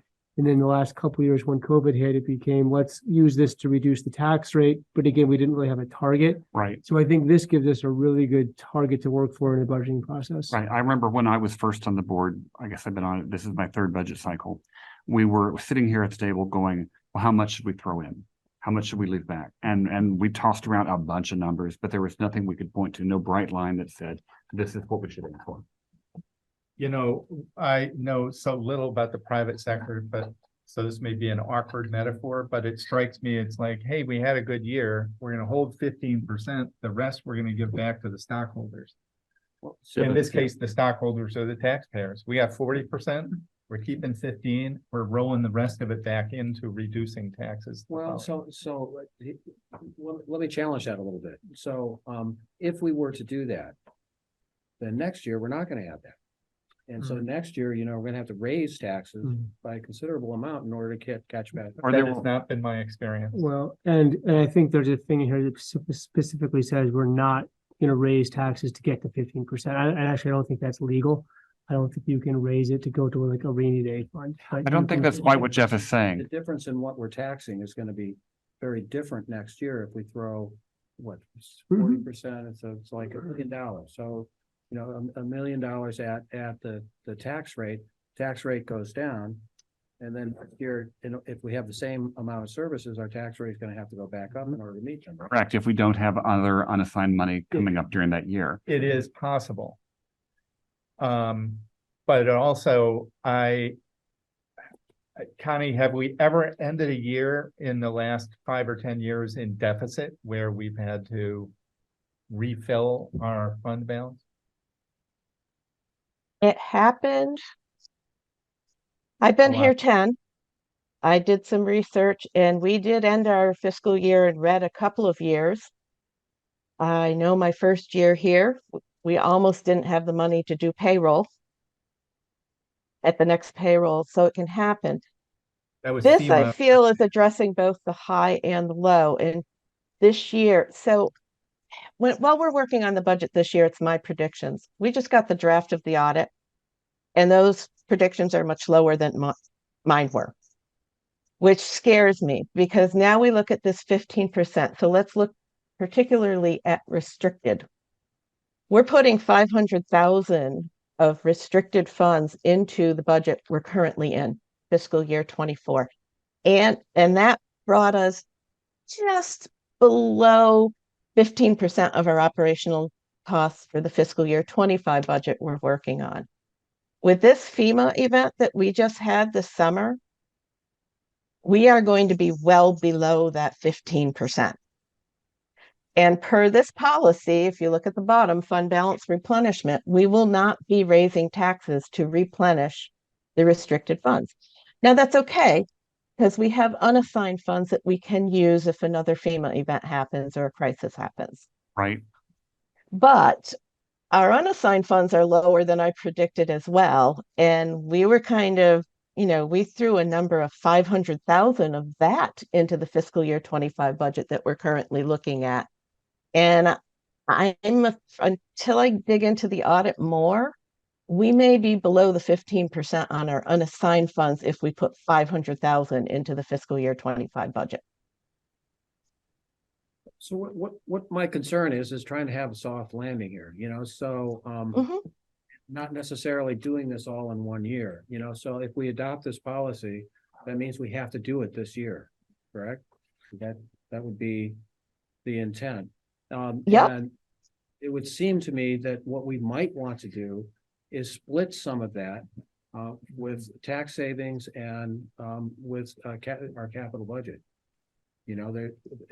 Planned expenses for the future. One of the things I really like about the capital budget, it's a fairly extensive document, the capital budget, is its intent, as I understand it, is to try to level out Correct. expenses so that we don't have a spike 1 year and a dip another year. And also avoid taking out loans. And avoid taking out loans.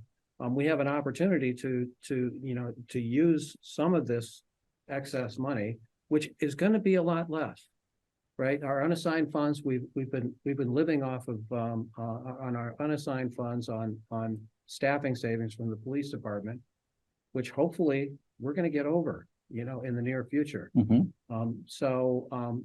That's going to be a lot less. So I don't disagree with the intent of this.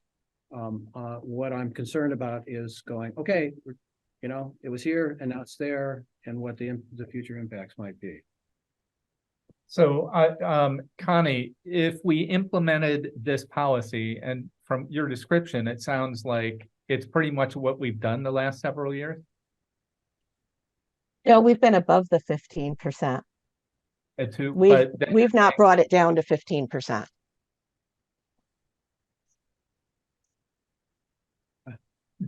Oh, I'm so sorry, Jim, please.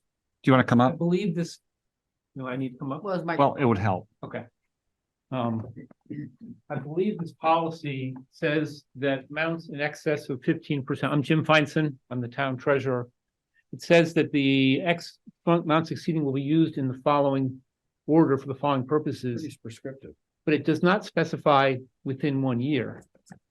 And I think what you're talking about is a philosophy about how quickly we might need to spend down excess balances. And I would just caution about putting to maybe Lisa's point about being restrictions sometimes biting you, that to say that excess amounts need to be spent down in the following year, I would take might be too restrictive, to the point that you may have future large expenses coming that you might like to dedicate these funds to those purposes. And to the point that to use it all to, I think it's a philosophical discussion about whether you would use them all to lower the next year's tax rate, which might have the consequence of the tax rate going down and then back up, which may cause, would be confusing to some taxpayers. Stressful. So I think if I'll do my best to represent Kara in her absence. One of the things she talked about is, so you taxed me based on this budget. And then there's found money at the end of the year and you're gonna squirrel it away somewhere. And I think her position is give it back to me. You didn't spend it for what you taxed me for. You didn't call it, I'm taxing you for this reserve fund. So I want you to give it back to me in some fashion. And I think that's what this I'll tries be to anti-Kara then, always wanted to be. Something will come along that we didn't expect. Oh, yeah. It always happens. So, we are allowed with these unassigned funds to address that problem A to Z. It's really not. And that's where that's why there's a ranking order. If we have an emergency, it goes toward that. If we don't have an emergency. We can just name a new emergency and, that's where the money goes. So, yeah, I think when we have the flexibility to put funds where they'll do some good and don't just sit idle collecting dust, but keep an eye on the future over the hill that we can't see, I think we're going to wind up the best. We'll keep these balances not real high, not real low, and, they'll fluctuate constantly. I think the concern is about transparency. Mhm. So, you know, if you're gonna bill me $2 million for a police department and then spend 100,000 and take the 1.9 and put it in the bank somewhere, that's not what I approved That in the is budget. But correct. next year, we're not gonna need to raise taxes. But still- because, you know, because it's. Well, if you give it back to me, I'm probably fine, but if you take the 1.9 million savings in a police budget and put it reserved for sidewalks, that would seem non-transparent and That would be seen as very deceptive, yes. And I think that is Kara's main point is if we just keep saying, well, we want to pay for this, but that might be politically hard to get approved. Well, we'll just budget this over here and know we're not going to spend it. That stinks on ice. But I don't think, But if we're so good, We've not done that, something will always. I know, cost- but that's what what it she's is, saying. comes She up wants big. to make sure it doesn't happen. right. Connie? I think it's more than that. She just wants the money back. If I Right. I bought this car and, you know, I made the down payment, it doesn't cost that much, then give me the money back. Don't put it somewhere else and hold my money, Right. I think is how it should be. Connie? Well, I mean, that brings the question, how do you give it back? We don't even have a final audit yet for fiscal year 23. So we're using really guessing numbers right now while we're budgeting fiscal year 25. It is going back. But we can't pay, how do we judge that? Not everybody has paid for their fiscal year 23 taxes yet. We have a budget to make. So I don't see how you could reimburse an individual property owner. I mean, this 15% is basically the objective and the recommendation across the country is that they want to see towns hold at least 15% or 2 months average of their operating budget. So that if a crisis hits, like if you recall when we were back with COVID, we didn't know who was going to be able to pay their taxes, but the operations of the town had to continue on. We have a lot of cash flow, but all that cash flow has a purpose. And right now our cash flow looks so heavy because we have 1.2 million in ARPA money sitting there. When that 1.2 million is gone and we're holding to this 15% while we're buying $1 million fire truck or 2 dump trucks or a cruiser, that cash flow is going to go way down and we're going to have a very tight budget that will have to be watched very carefully. I think what this is spelling out is once we get down to 15%, we need to only be spending that on these items that are listed in this order of importance. So sadly, if somebody comes to us for a donation or something like that in the middle of the year and we're down to 15%, you know, then we have to say, well, no, we can't take on this $20,000 project, which makes the capital plan all that much more important. Well, so as is explained, I have a problem with that, like I can tell you that there will be considerable expense on the town center next year, I hope. We'll have a bond that'll be substantial and one way to reduce the bond's impact on voters would be to use some of these monies, some of these unassigned monies towards that project, if that project gets approved in a bond vote. I don't see how it fits in any of these categories right now. It talks a lot about highway. It may be any unbudgeted expenses approved by the select board, but that's pretty general. It mostly talks about highway. And so all it's talking about, as far as I can see, and correct me if I'm wrong, Connie, this is mostly about highway. If we have extra money, we put it towards highway expenses. Is that right? No, the restricted on here is strictly highway. So for example, we get reimbursed with FEMA money. We just did this spring, $386,000 came in. That is restricted to highways use because the initial expense that we're being reimbursed for was from the highway department. The unassigned funds, pretty much you can do anything you want with them. We've been taking the excess of both and throwing them at our budget. We haven't, when we very first started doing this, we said, okay, we're going to buy a new server with $10,000 worth of unassigned money. boiler, a boiler or something that. or something like that. And that's fine, but then it doesn't happen. So then your unassigned funds don't get used and they roll into next year. By now putting it in a way like we have the last 2 years, we say, hey, we're going to throw $500,000. It was either a result of underspending or revenue, such as opioid settlement money that came in that we didn't count on. That's now in our bank account.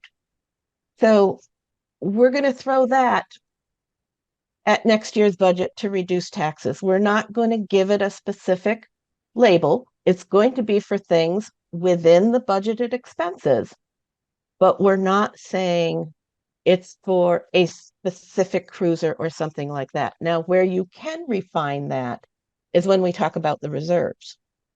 Now, so if you think about it, if we're throwing $500,000 at the budget and you guys wanted to decide, hey, we really should fund the town center for this upcoming project, well, then we create a budgeted town center expense line.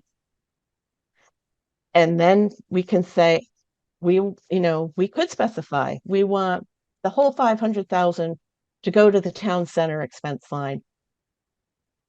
But I see taxpayers as having an issue with that because where did that 500,000 come from?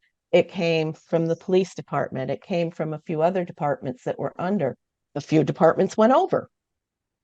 It would have the effect of reducing the tax rate if you reduce the amount that you bond for. Right? So like if you put it toward, if you have, right now it's at 9.8 million and we're going to be having lots of public meetings about this. So I hope everybody will come and see them about what that is about. But if we bonded for 8 million instead of 9.8 or 9.5 instead of 9.8, the bond amount will be less. The impact on taxes will be less. I don't know exactly how you get there, and maybe this language is okay. I don't know. Because it does say offset general or highway for unassigned funds, including contributions to capital reserves, which is one thing that we talked about, and any unbudgeted expenses approved by the select board. So maybe. So I mean, this might be a discussion that we have, further on. What I was concerned about is whether or not how much this ties us down in this coming year and future years. And I appreciate what Jim said about it doesn't say how quickly. So here's a hypothetical. Say we decided to create a town center budgeted expense line, and we say the 500,000 in unassigned funds is going into that specific line. But then you put that bond vote on the ballot and it gets voted down. Well, that's exactly to Kara's point. You just committed $500,000 to something that got voted down and isn't going to happen. So what she just paid in taxes last year that we thought might be used next year has to wait yet another tax year for the next budget to come around. Well, so forgive me, and I'm sorry that this has taken so long. But so we have a number of reserve funds that might be appropriate for a project like the town reserve, the town center fund. One would be the conservation reserve fund. One would be the town center reserve fund that we now have. But we have a number of different reserve funds that might be appropriate to use on that project. Could we use some of these funds to replenish those capital reserve funds for the future? For example, so if we use. Well, you don't have a policy yet. That's the point of this is. I just want to make sure this policy doesn't prevent us from doing that, to replenish the, say, the conservation reserve fund, after, it doesn't have to be the town center. It could be any, to let pond dam, whatever, if we spend a reserve fund down, can we replenish that reserve fund from excess unassigned funds that we have over 15%? So that would be a question to you, Connie. Can we do that?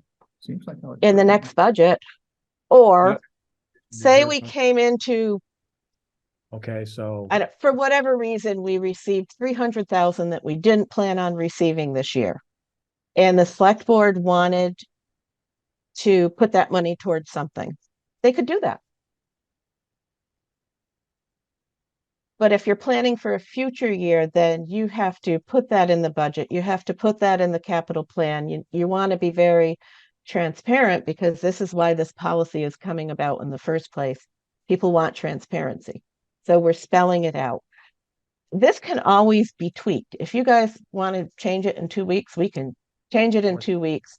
What we're trying to do is really listen to what the auditors are saying about our internal controls, and this speaks very much toward our financial internal controls and how we're handling excess money coming in or coming in under on expenses. It's showing that we're paying attention.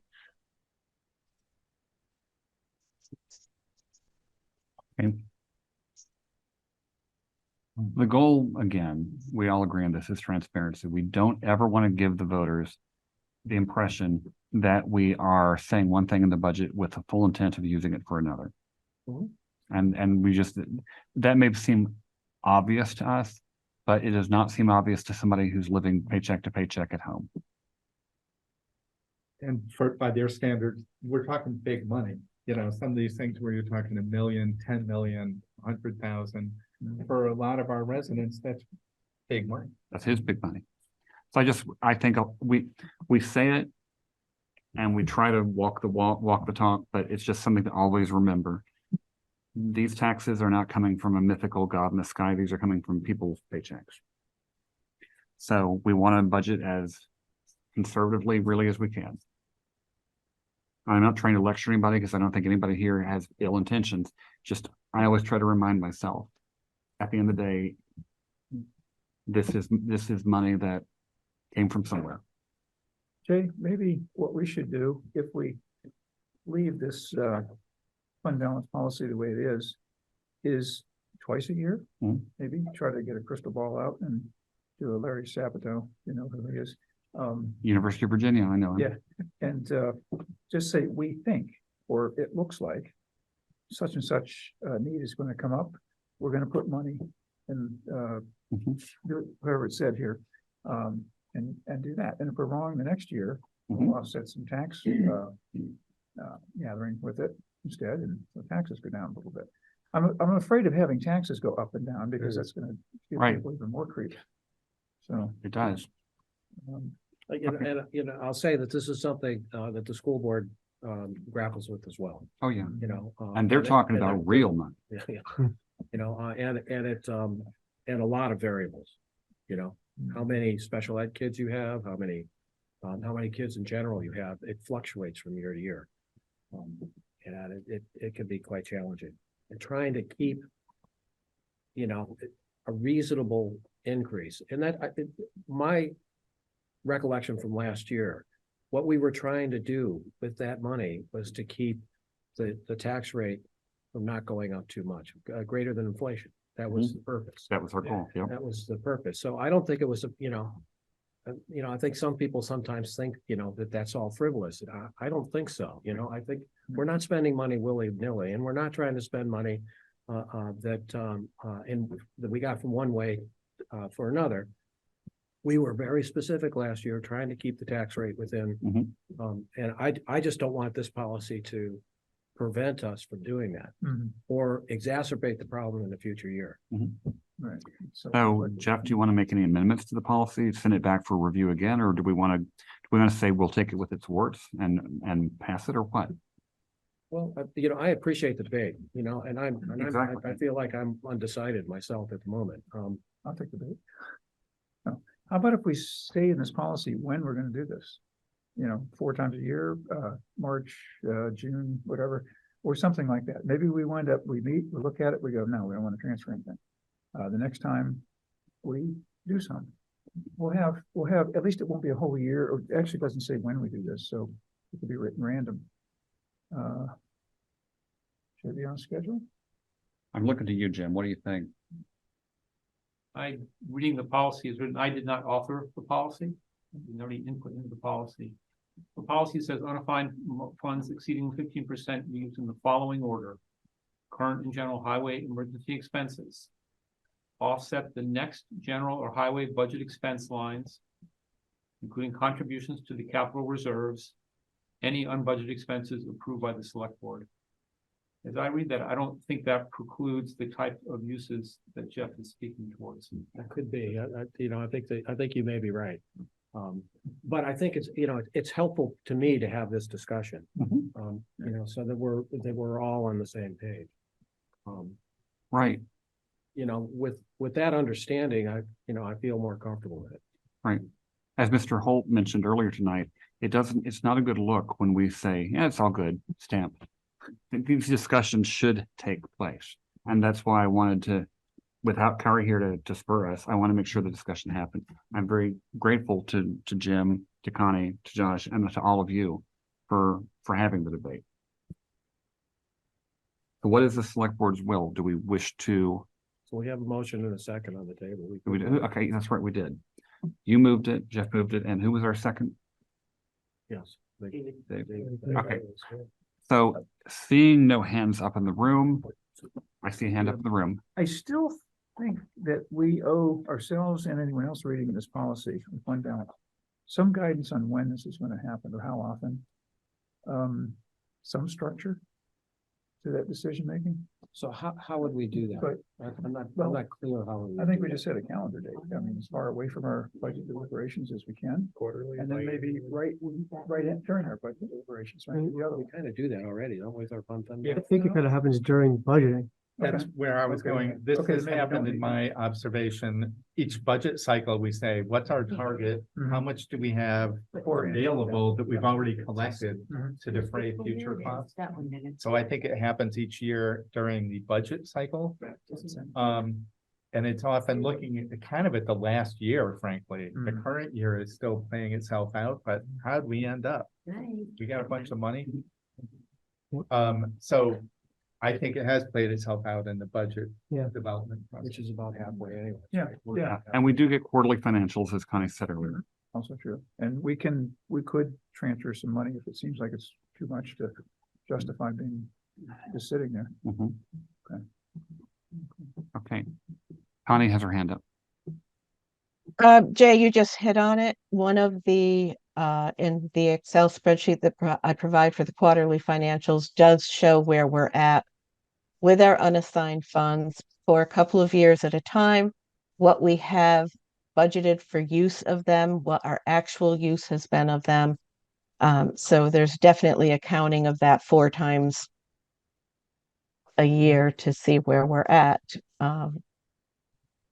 I'll just say too, it's really hard mid fiscal year to understand where you at with unassigned funds because you haven't realized all your expenses or all your revenue at this point. So really the best information we get is in the audit, which should be finalized for this portion of it at least, which looks back at the previous fiscal year. And then you can say, well, when those books closed, where were we at with the fund, with those balances as compared to the budget going forward? And that's when you really have a chance during the budget process to figure out how much you're going to use to offset the tax rate and reduce that number. Mid-year, if you look at where we are right now in fiscal year 24, it's not going to be accurate. Everything's going according to clockwork. Yeah, I mean, some things are under budget, like police is probably under budget, but other things are over. Highway, for instance, is way over because of all the flooding. So there's more to come. There's loans here and there that haven't been done yet. So it's hard midstream to figure it out. Yeah, I guess that's been my sense too. I run my own finances that way. I mean, I keep some for whenever I'm going to need it. It might be a while. Yeah. And it just sits there. And otherwise, some years it's used right away. Actually, we're making a lot of interest off of this money that's sitting. Yeah, that would be a good time to have it. Especially with the certificates of deposit the board recently approved with the treasurer. Yeah. Okay. Okay. All right. I'm good. I think we're ready. Seeing no shakes of people's heads. Please state your name and your vote. Lisa, aye. Jeff, aye. David, aye. Art, aye. And Jay, aye. Okay. I know everybody enjoys budget discussions very, very much.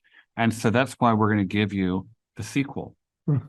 Our next agenda item is also a budget related item. It has to do with our police budget for fiscal year 25. I have good news. And I think most people would agree that it's good news. We have a number of very qualified candidates, or I believe them to be very qualified. I know the one I interviewed seemed very good, for police officer positions. Are you about to tell us we need to buy some cruisers? Well, that is actually part of the discussion to come. But we are actually, it is conceivable that this time next year, we may have a fully staffed police department. Yay. And that would be great because I think people will feel happier knowing that there are local officers whose primary focus is Richmond and not a shared focus. Although I've said before, I think that it would be workable to have a shared department, but that will be discussed in the future. So the item on our agenda has to do with various ways to structure the police budget. I'm not going to try to recap everything that's in the memo, but it does need to be discussed because people at home didn't read the memo. So Josh, do you want to lead us or do you want Connie to lead us? I could start with sort of the idea. So for the last budget that we looked at back in October, excuse me, with the board, we essentially flatlined the police budget, kind of knowing there was a lot of uncertainty in the future. As Jay mentioned, we had one interview recently and we've got a few others that I know the chief has had his eye on. So we very well could have, be hiring here within the next 3 months, some more officers. So what would the board like to see at the next budget meeting, which is a week from tonight, is really the question. Do we keep it flatlined? Do we rework the budget to, kind of look at it? What would it look like fully staffed with the chief? Do we rework it for maybe, 3 officers, plus some contract money still going to Hinesburg, or, some sort of variation therein of, maybe a few less officers with contract money still to Hinesburg, or a full budget with, hey, we're going to rehire and get a new chief. And really, we don't have to make that decision. I think the decision on, chief services is going to really kind of come later in the spring. I mean, essentially the money's probably going to be fairly similar, whether we're, well, I guess if we hire a chief, we'll pay a little bit more for that because we'll be our own full chief. So we're really looking for some guidance, and this is just so we can come back next week with, a budget that kind of reflects where the select board's head is right now. If we get to December and things have changed, we can still change it before it goes to the voters. It doesn't have to be fully finalized till early January. Or just a suggestion, having watched the police issues and budget issues for a long period of time. We can't entirely predict the future, but we can sort of say where we are and what's our best guess about next year. So I would start with the things we know. I think we know. And I'd say, why don't we start with the police chief contract? So police chief contract, put that one in at the contracted rate as opposed to a hired rate, which a salaried rate. Yeah, salaried rate. Then, and I think this is really the third bullet that I've thought about is then 3 officers. I think we might continue contemplating contracting with Hinesburg. Given how long we've had vacant positions, I'm not sure how likely it is that we'll have 5 full-time officers right away, like by July. Yeah, I'm not sure we want 5, but so. Right. And so that's a question, how many do we even want moving forward? And so I think that would say the police chief contract, stick with the cruisers we have that are usable. Is that 4 now? Like, We have 4. We have 4. 4, which is kind Is of that kind status of quo. says 4 and yes. a half. We have 4 that's not even, I don't think we sold any yet, but. But One, 4 we used. will have left to resell the 2. So thinking we get to the 4, we've downsized the 4, we shoot to still higher, we have the police chief contract and some contracting with Hinesburg. And I'm also informed by, gosh, this is about the time that we should be re-engaging with Hinesburg about discussions for the future. Because part of what I'm thinking here is it goes down this path. It gets police services in place and stable through the year, but also starts to contemplate a joint future, which we may pursue or give up on at some point in the future. But it seems like that's a plausible approach to what we know about July 2024. That makes sense to folks. Think so.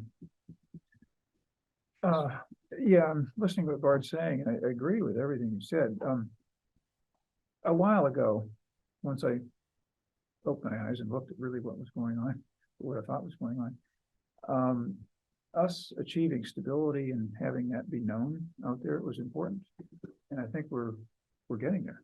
Definitely a stable, look back 6 months and, you know, what's happening now is just so much more predictable and correct than it was back then. And that word gets out. That's the reason Anthony can hire. You know, it's one begets the next. And we can feast on that some more. Well, not like that. You know, this will continue, or if we're gonna hire one more officer, two more officers, whatever the number is.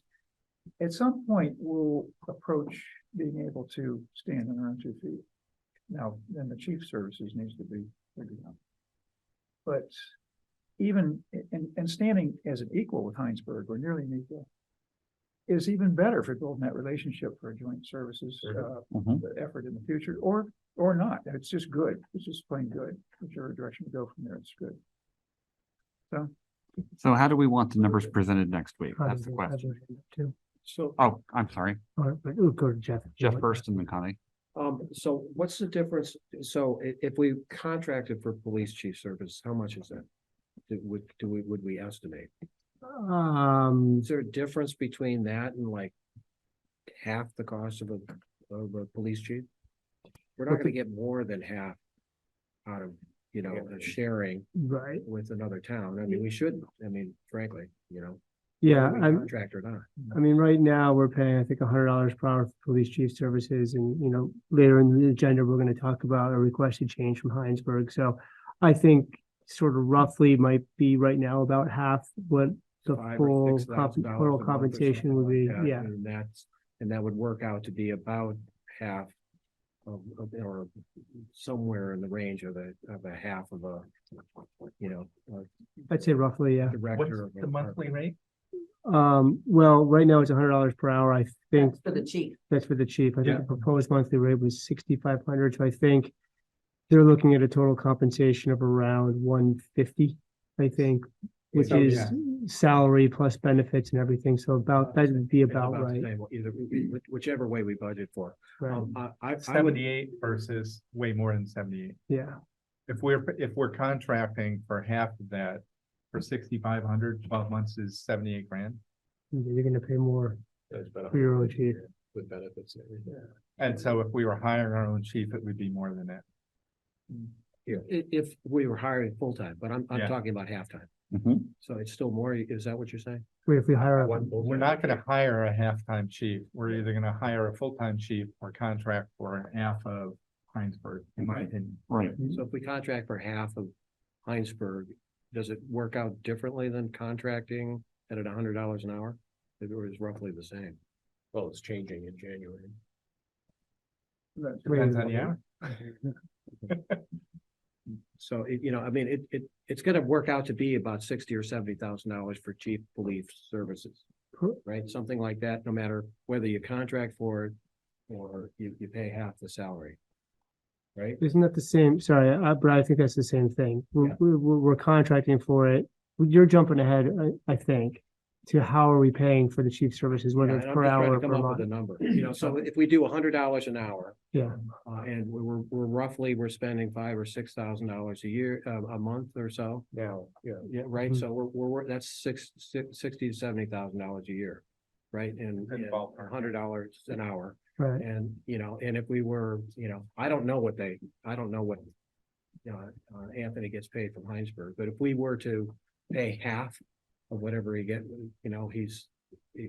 in Hinesburg, it's just gonna come out somewhere close to that. So so for the budget, all we need is a number, you know, for the Yeah. budget, right? And it's, you know, somewhere around $70,000, something like that. Right, Let's call it the half of his position. Yeah. That's gonna be in the neighborhood of $6,500 a month. Right, which would be about $70,000 or something like that, right? A little bit more. yeah, so the purpose of next week's budget, it sort of sounds like Bart had said, we look at the paying the police chief contract, we look at paying what 3 officers would look like hired here, plus 1.5 contracted with Hinesburg, and we don't buy a cruiser. Yeah, and We I sit don't. on 4. Yeah, and I'm, Connie, I think, is dying to add something to the conversation too. and I'm thinking 3 officers, new officers plus Kevin. Is that what we're? That's what I'm Yeah. hoping for and looking at, yeah. Okay. Connie, we will shut up. Go ahead. You're muted. You're still muted.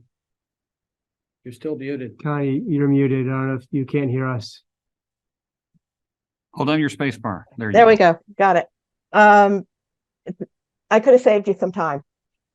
I'm asking you guys for some alternatives that you want me to run the numbers on so that next Monday we can see exactly what that looks like. So if you want me to run the numbers on, a 0.5 contracted police chief and 3 full-time officers, that's what I'm looking for. You tell me, and I'm going to give you We came up with. different budget pictures for each scenario. I think that's what we came up with, and no new cruisers.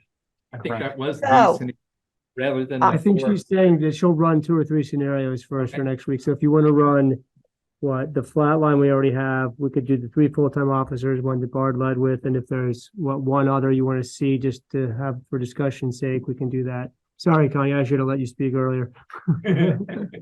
So on the issue of cruisers, I think we really need to touch base with Chief Cambridge. I know he was not overly impressed with the condition of the 2 cruisers that we are putting out to bid right now. So I think we might want to have him take a really good look at the other 4 cruisers that we do still have. There was some concern about the brakes and things like that, quite possibly because they haven't been used. So we will, before we say we don't want to purchase any new cruisers, we probably better make sure the 4 we have are in good shape based on Chief Cambridge's opinion. And we do have, I believe, enough money in reserves already to purchase one if we have to. Okay, great. Well, so you have 4 scenarios here. Do you just want to present budgets for all 4 of them, or is that too much work? I can run each scenario you want because I have the spreadsheets built. I just got to change the hours on them, and Josh would have to give me the contract pricing. That's easy. Oh, so we Let's run go all 4 4, and then yeah. look at all 4. Mhm. Yeah. Okay. Well, Okay, awesome. so Josh, do you have the 4 options? Yeah, well, they were in the memo and I've got the contract stuff we can go over Okay. tomorrow and you can run the numbers. Easy Awesome. enough. Sure. It gets a little tricky because there's other parts of the budget that do depend on how many officers we have, like uniforms, equipment, things like that. Should I just flatline those for now? I don't see any reason not to. Yeah, I mean, They're unknowable at this time. Okay. We'll likely be, hopefully we'll have hired this fiscal year and we will have outfitted with new equipment this fiscal year, right? good point. At least 1. Let's get to 1 and then some greater than 1. I'm just more optimistic than you are. Okay. Okay, so I think we can move on because that was advisory and does not require a vote. But I thank you for making that all that it was, and we do enjoy those. Okay. Our next one is short in the memo, but potentially tip of the iceberg. In our budget for some years, we have taken applications from various community organizations for essentially subsidies to pay $1,000 here for this one, $500 here for that one. And it has come to our notice, I'm going to keep this brief because more others know more about this, that there may be some items that we possibly should not have been funding because the state does not actually give us the power to fund everything we want. We're a Dillon rule state. And what that means is we only have the powers explicitly delegated to us by the state. And we cannot do things without being able to point to some enabling law. And so Bard and Jeff have been looking over this, and our town attorney, Joe McLean, has reached out. Bard and Josh and I had a discussion with him today. And so I'm going to turn this over, I guess, to Bard to tell us kind of where we stand on this, unless you think Jeff should be the person. I defer to Jeff. We basically went through stuff there. It would appear to me that we have some things that we've called charitable contributions. We've had other things embedded in the budget, and I think what we want to do is sort of pull out any case where we give money to an external entity and sort it out. And Jeff sort of carried the water on what does that look like, and the sort of Hogwarts sorting hat of what goes where. And this is pending perhaps an additional round of legal input. Oh, the one thing I'll add that Jeff doesn't know, it would appear that there is no comprehensive guidance from VLCT about a town's authority to award or grant dollars to external organizations. And in our cut and paste of statute, it's about 50 pages. Yeah, I saw that. So we don't intend individually to go through 50 pages and sort it out, but one likely byproduct of this is summary guidance from attorneys saying where the authority goes and kind of, in my words, decision tree of when you can give dollars to an external entity and when you cannot, including what requirements exist for specific approval by the voters. Okay, so when looking at this, we have a section in the budget that's called charitable contributions. More or less, yeah. Okay, and which I think Bard and I agreed that is not the best terminology. You know, there's a lot of things in there that are very different. Hale and Hardy is very different than Richmond Rescue. Workforce Forum is not a charity at all. Yeah, right. You know, Yeah, right. Richmond Rescue and Hale and Hardy, they might overlap sometimes, but they act differently in our budget. So, you know, Richmond Rescue, while it is a nonprofit, we really contract for a service, you know, a critical service in town. And there are several things in the charitable contributions that act like that.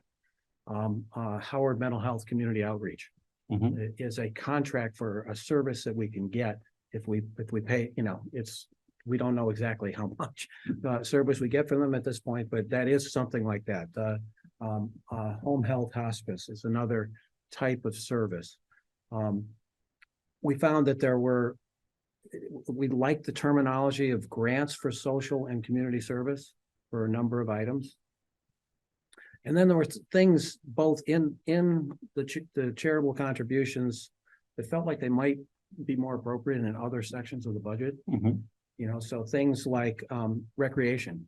We have a lot of things in the charitable, our charitable contributions that act more like, you know, something that would be in our recreation budget, or might be, you know, a service in the admin budget, you know, or planning, or even police. Kuzi seems like it should be in police. Not, I agree. You know, so we don't need to discuss this tonight because we can discuss it next week. But what we tried to do is we tried to separate out these in different ways that made somewhat more sense. And we talked about, and something to consider is to narrow this down more on what the grants would be. Those are more like discretionary. The other ones are less discretionary. Or at least they fit in different places.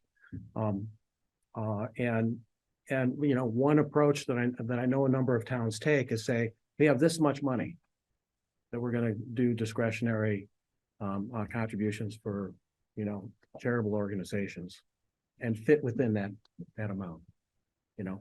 So I think the things to think about, and I think this is, you know, what we try to do is give you something to think about tonight that you can bring to next week, is things like, you know, should we add these things to recreation? Should we add these things to the admin budget? Should we come up with a new category called contracted healthcare and social services? CJC might fit in that as well. Something like that might fit in that. So, you know, I don't think we really even need to discuss it further than that unless you have anything. Well, I would like to make one point that I made earlier today when talking to our attorney. Bart and Josh.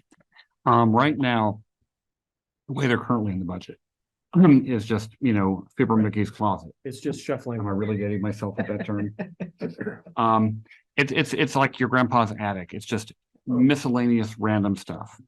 And consequently, we kind of get this approach of, oh, what the hell, let's cover all of it, which I don't think any of us, but important, especially Mary, like doing that. There should be more rhyme and reason to it. So my thought was, if we move things like Cusi, Chittenden, Special Investigations Unit, whatever, to law enforcement, CCRPC to planning, MSCTV, GBIC to VLCT, some of those are already in there. Basically get everything out of that hodgepodge that doesn't belong there. And then when you look at what's left, you go, why? Because there are some things in there that just are in there primarily because they've always been in there. Hale and Hardy is, I'm sure the people who are with Hale and Hardy are wonderful people, but what exactly what are we paying for there? What is the purpose of that? And before you even get, do we want to pay for it? To your earlier introduction, do we have the authority to pay for it? Correct. Can we pay for it? Yeah, if the state doesn't say towns can pay for bus trips for seniors organizations, then we can't. Well, and I'm looking forward to my next meeting this week, tomorrow, with the Recreation Committee. And one of the things that Bart and I realized is a lot of things sort of fall under the general, depends on how you define recreation, but Hale and Hardy might be that. Recreation might be recreation. Little League certainly is, Lake Iroquois certainly is. And maybe we assign the Recreation Committee to think about the recreation budget and chew on it and make recommendations to us. Maybe that's one way to empower some of our committees is, is for them to take, some responsibility and also some, active management that we would like. And I would love to bring that suggestion to them tomorrow, because they seem to be looking for things to do. Right. We do have that one rub with the Recreation Committee of it being containing members of other towns. So that's something we should at some point we do need to address That's that. something we should address. Mary. To Jeff's point, please, rather than take the responsibility, I think you need to authorize them to do it because damn well, if I'm authorized to do something, I'm gonna do it. But you, as the select board, have to give them the authority. We'd like you to work on your own budget this year. As opposed to, well, you've always had the authority, just, it's a kinder approach and it'll keep more volunteers. It's a better way to put it. Thank you. And I think you're right. And so we don't have to make the decision on this tonight. What I would like to do is bring it tomorrow that we are considering doing that. How do you feel about it? That'll get them thinking. Yeah, you don't want to have to make a decision right away. I think you're absolutely right. And I think there has been confusion. There's been confusion about what they do.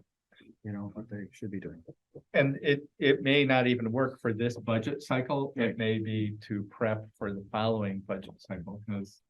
Right. It's, we need to be making decisions pretty quickly on this stuff for this year, but let's see how they feel about that. And it's possible that in some scenarios, even if we were inclined to give money to a deserving organization that we don't have the authority, it doesn't fit somewhere. I did a couple of, when I was sitting around at home with the computer where I looked at a couple of other towns, how did they do it? There are several towns that embed things like Little League. I think it was Shelburne, it had 6 or 8 different groups that they give recreational funds to. Lacrosse, soccer, it goes on, right? But that was, it would appear that's how they built their budget. Interestingly, I also I don't know if people have read the Boy Scouts proposal or request. I looked at the Boy Scouts of America and Green Mountain Council, and they talked about their sources of funding. I found no reference anywhere to public funding from towns or municipalities. There were lots of discussions about other sources of funds and fundraising. And that's a specific one that may present eligibility challenges. Yeah, I highlighted that one specifically because for one, it's a lot, it's a lot of money and it's kind of an outlier. it's different than anything else that we Mhm. on this list. It's just different. And that's not to say that the Boy Scouts can't make use of a trailer, but my thought is, if they came to me as part of a GoFundMe and saying, we're trying to raise this much for a trailer, I'd write them a check. Right. I don't see that I need to do that on behalf of the town voters who may not, I think that's the way we need to Yeah. think about it, you know, what should be coming out of tax dollars. You know, and so, all of these are, these are things that we're already in. Right. So I shuffled them around a little bit. Yep. It might change different Yeah. categories, but the last thing I personally want to say is, I know that when we put the budget, we don't get a lot of people to come to the informational sessions. I mean, we don't. No matter how much we'd like them to, we don't. Even the one that we say, come the night before, so that you're not having this sprung on you, no one comes.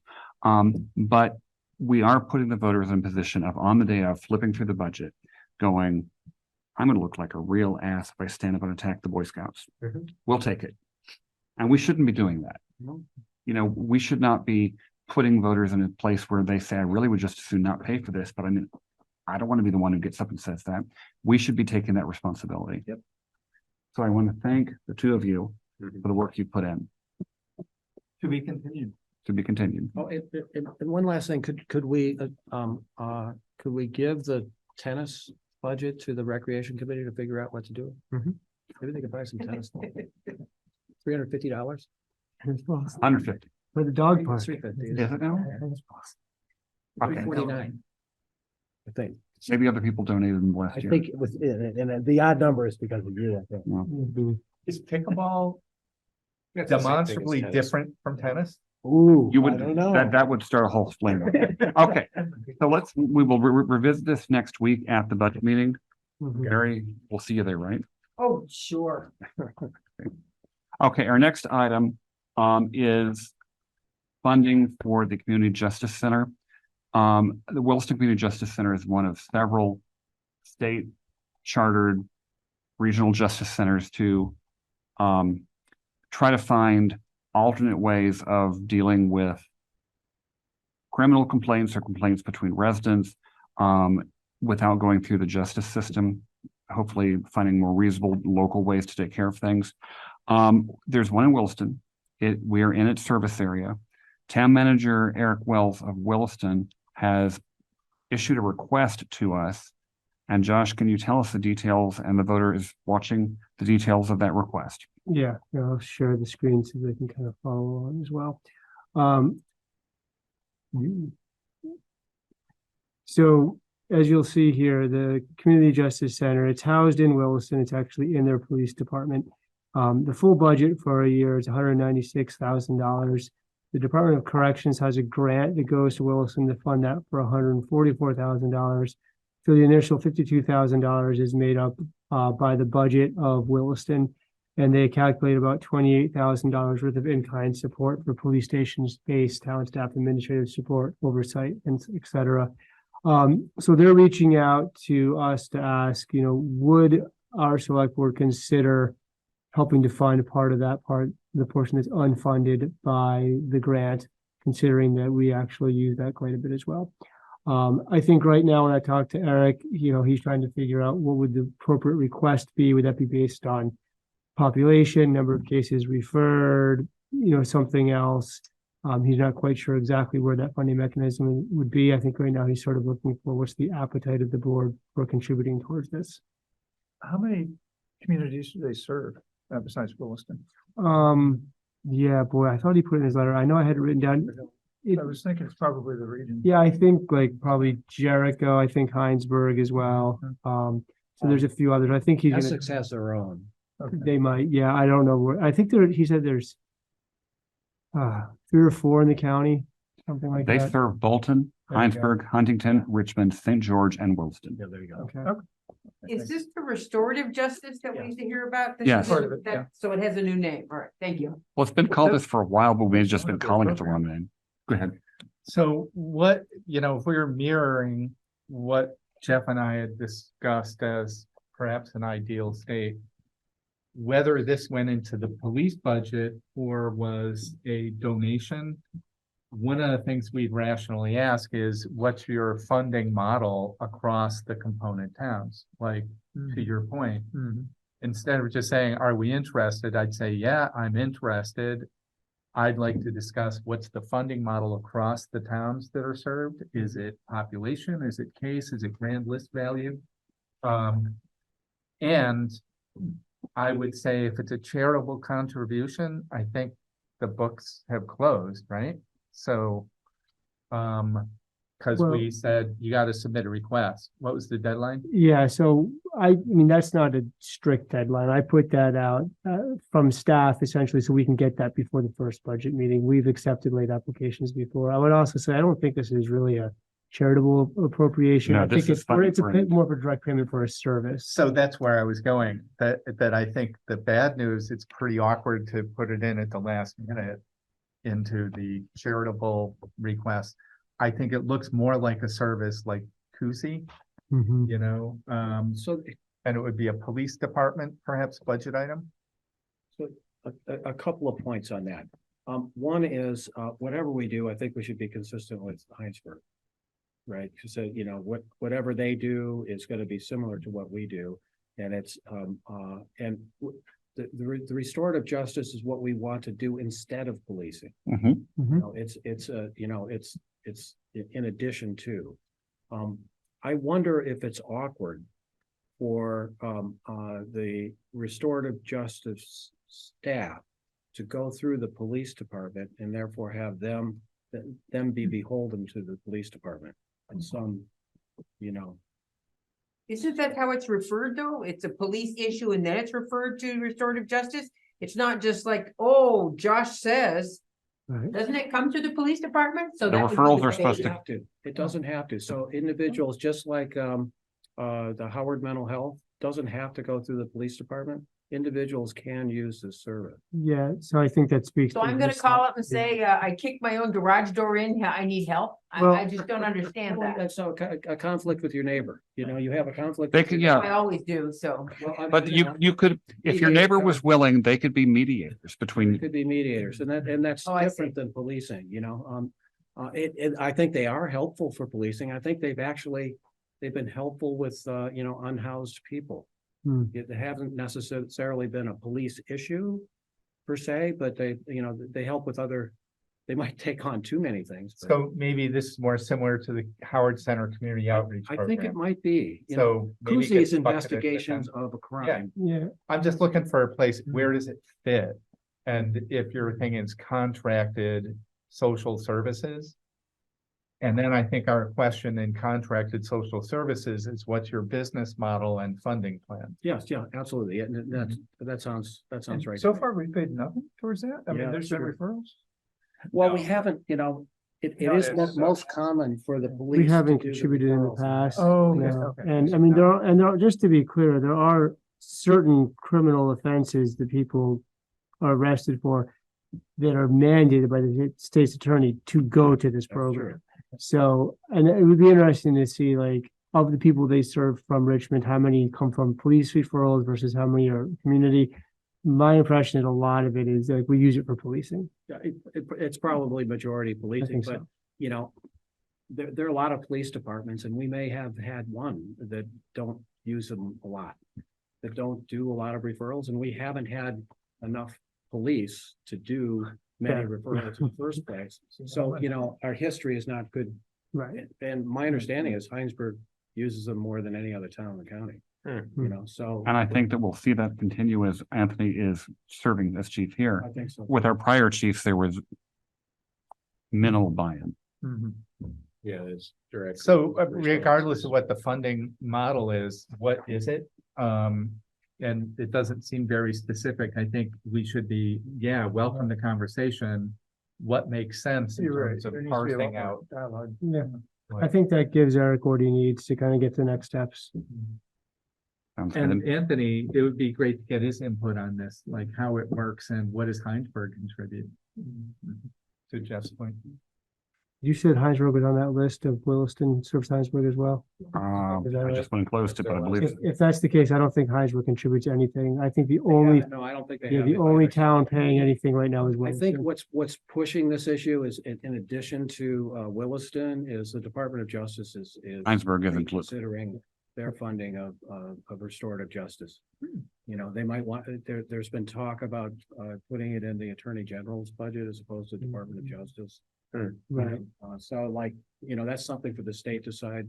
We can't deal with that, but I think Eric's letter is timely. You know, this is good time. Yeah, I mean, frankly, I didn't realize, I hadn't given any thought. But to realize that Williston is bearing the price for all 6 Yeah, towns. I wonder how long we it's should been share. going on, because we haven't paid anything directly. It's a while. Okay, I'm waiting for asking. Aaron, let's look at how many agenda items we have left. Okay, our next agenda item in principle should be relatively quick. It has to do with errors that were made on the grand list. And there's details of these. The errors and corrections for certain affected properties will decrease the grand list by, it looks like about $6,000. We're not talking enormous errors, but for example, a mobile home had been removed for a lot that was not picked up on. A parcel was subdivided but was still owned by one owner. But here's the interesting thing. The parcel was counted twice on the grand list, once as a separate parcel and once as part of the original parcel. Richmond rescue property is 100% exempt from taxes, but the value of the exemption was calculated at the pre-appraisal value and should be updated now to reflect the current value. And changes to current use program for 3 properties, 2 properties enrolled more acres in current use, 1 property withdrew. So there is a report and it's in your packet and it amounts, like I said, to those properties and that small, relatively small amount of money. If there are any questions, we should take those now, but otherwise there is a motion if we simply want to approve these corrections and move on. Yeah, I move to approve the 2023 grand list errors and omissions report and the errors and omissions certificate, homestead classification change only. Jay, this is David. I'll second. Okay, we have a motion made by Jeff Ford and seconded by David Sander. We're essentially agreeing with the lister then who produced this. Well, let me agreeing to those restate the motion and then we will Okay. talk. Okay. So we have a motion by Jeff Ford, second by David Sander to approve the 2023 grand list errors and omissions report and the errors and omissions certificate homestead classification change only. So now Lisa. Oh, sorry. Yeah, I saw, Lisa Truchon put that out. I guess there's no other information. Have the I guess the items that were discussed were fixed. That's, the record's been corrected, but what led to it? So Probably basically, the folks complained. yeah, so we Okay, finalized the so balance on after April it's squeaky 1st. They wheel. get their tax bill and go, oh, wait, something's wrong here. They talk to Lisa. She says, oh, that was supposed to be subdivided. Okay, let's correct that. Or the mobile home was removed. Okay, that was gone before April 1st. Let's correct that. Okay, so it's not And- really like there's a process that's been.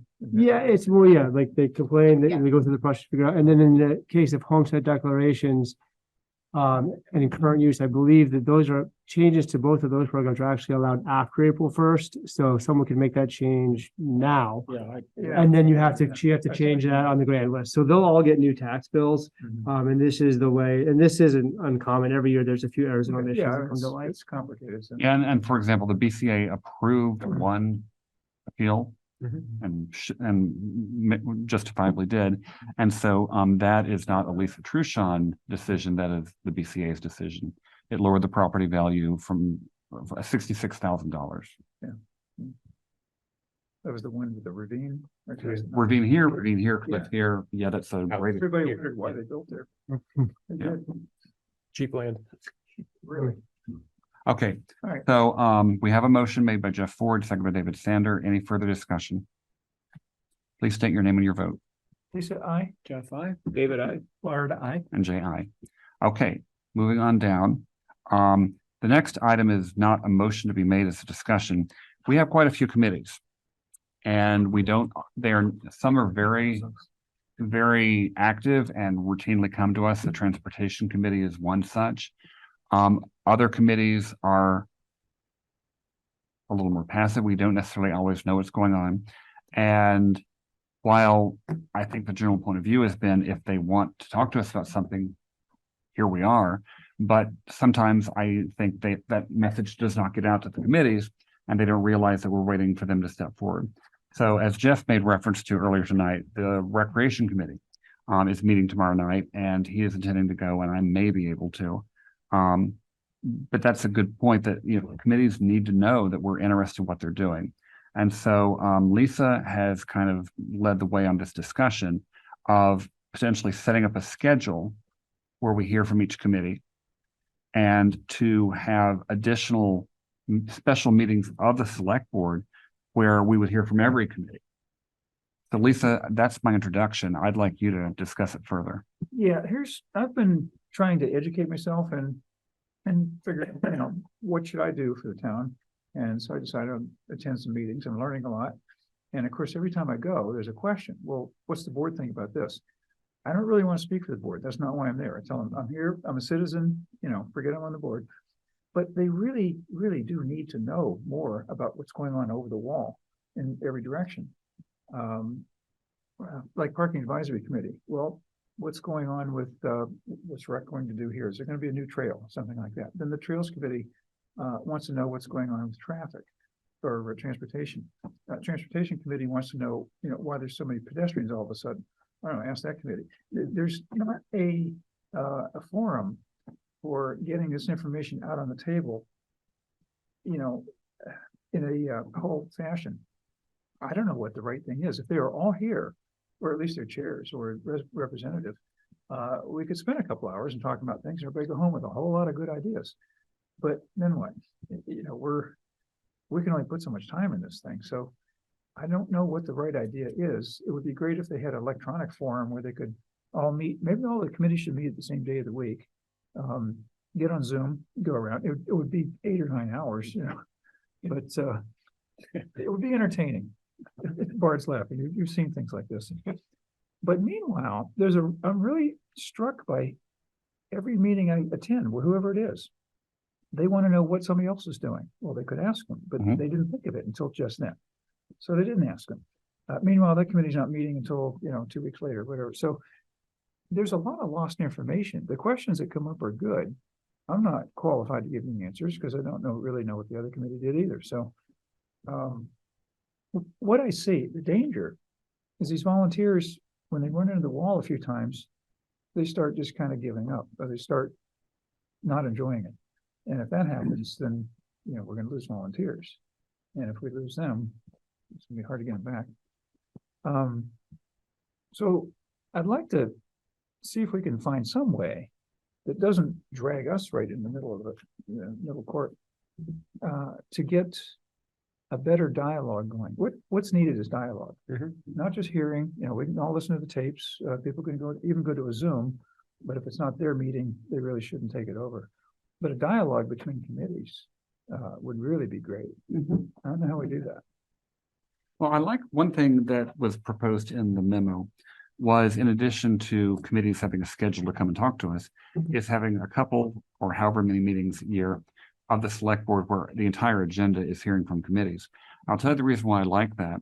A lot of townspeople lack the time and wherewithal to attend every meeting, much as we do. But they look at the Times Inc. summary, they have the option of watching our meetings. And so a good way for a townsperson to get up to date would be to simply watch those meetings or read the summary of those meetings, because then they basically get what every committee is doing in one dose. And I think, well, it would also be helpful for us. So I at a minimum, I think we should do that. But I see no downside to saying to committee by committee, when would you like to schedule your check-ins? Right. I think they jump at the chance. After a while, maybe the urge goes away, but that's great. They got up to a level they wanted to be at. And, you know, they'll figure it out from there. Mary had a question. Mary? Just to offer that the obligation of each committee is to communicate, and it might just be as simple as getting the meeting notes from the other committee.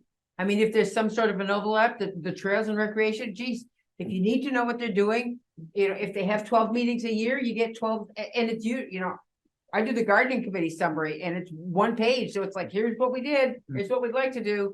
It's not it's not really that complicated, but, you know, I can certainly understand where, you know, they just should be encouraged to, look, you need to contact them, get the meeting notes. I mean, it shouldn't be up to anyone else to set them, here's your meeting packet. The committee chair sends the agenda and it gets published, and then it's up, you know, I would assume the obligation is on the individual committee chair to say, okay, we need to make sure we have these notes. Instead of like the conservation committee will come with hat in hand and say, you know, every other year they've requested this, that, and the other thing, but now it's set. It has to be voted on every year. So it's not hat in hand. And that's a more public process, I think. But for the folks who are the volunteers, you know, empowering them to ask, you know, we need to set up a budget rather than, hey, you should be setting up a budget. Like, we'd like you to be involved with this year. Please involve yourself more with it. You know, if you'd like to know what more it's going, we encourage you to get the committee notes for this committee because there's an obvious overlap. I don't know if there needs to be somebody that says this is what the division is, but you know, the committees are all listed in the town reports. So everybody, you know, has easy access to that, but it's on the website as well. And right, and Hopefully these it's committees easily are having solvable. meetings just like we are. I mean, you can tune in on Zoom and so forth. And it's still not quite what people need. It's not at the time that the questions come up. You know, there's probably no better way than brainstorming to do some things. Oh, It's sure. kind of what they need. It's kind of what they're saying. But to brainstorm, you gotta have all those people in having a dialogue, you know. But that also, you know, if you have 3 members of each committee or the quorum, does that not constitute a public meeting? So there needs to be public warning, which is perfectly fine. If it's here, it's good. Yeah. Yeah, so I'm not sure what the answer is really, but I keep hearing this, no matter what committee meeting I attend. It's, wow, sooner or later, it'll say, well, but what's such and such a committee doing about this? Or did they do something about this? Or are we? Or as you know, put it, what does the select board think about this? And we're like, Yeah, First we've heard about it. yeah, I don't like to give those answers personally. right. I mean, I can tell them what I think. But Okay, we have a hand up on the Zoom after Bard. So see, I just say, as a no. point of order, No. we can't think outside of a meeting. Right. I want to be glib, but that's like, what do we think? Uh-huh. Want the select board to give you input, it's gotta be. Right, a I am not the meeting board. and I'm, contemplation, you right? know, but just because I sat and listened to something doesn't mean that I'm qualified to, you know. What I think is Well, you fair can- game is to say what we have discussed. Yes. I- So like, yeah, you know, 'cause okay, that's- we have discussed this, Mhm. and this is Because it is what we public record. discussed. If we made a decision, that was the Mhm. decision. Mhm. You know, and some of this requires money. You know, so if it requires money, it should be part of the budget process in some fashion, Mhm. you know, i.e. the recreation committee or whatever. You know, I agree with Mary that, you know, the recreation committee and now we have a parks committee. There's a lot of overlap there and they. And I a think gardening they are. committee, which there's some overlap. You know, I think they are now. They're doing that now. They're overlapping and that, I think that's really, it's healthy. Mhm. Okay, Ian, sorry. let's call on Hennis Adam for a bit. Yeah, Ian knows-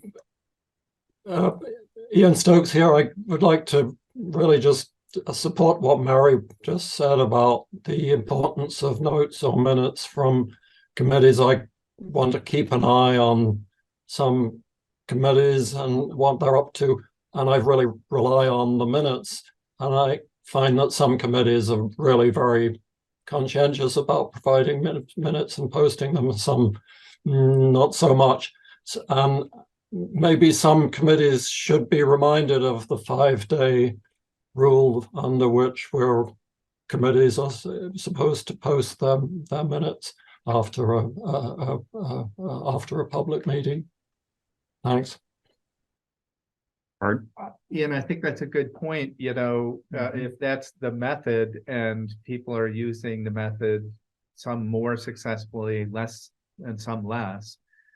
And some reminders about like open public meeting law, that's like, you have to warn your meetings, you're supposed to communicate or discuss committee business in the committee meeting, not separate from the committee meeting. Right, like not an email.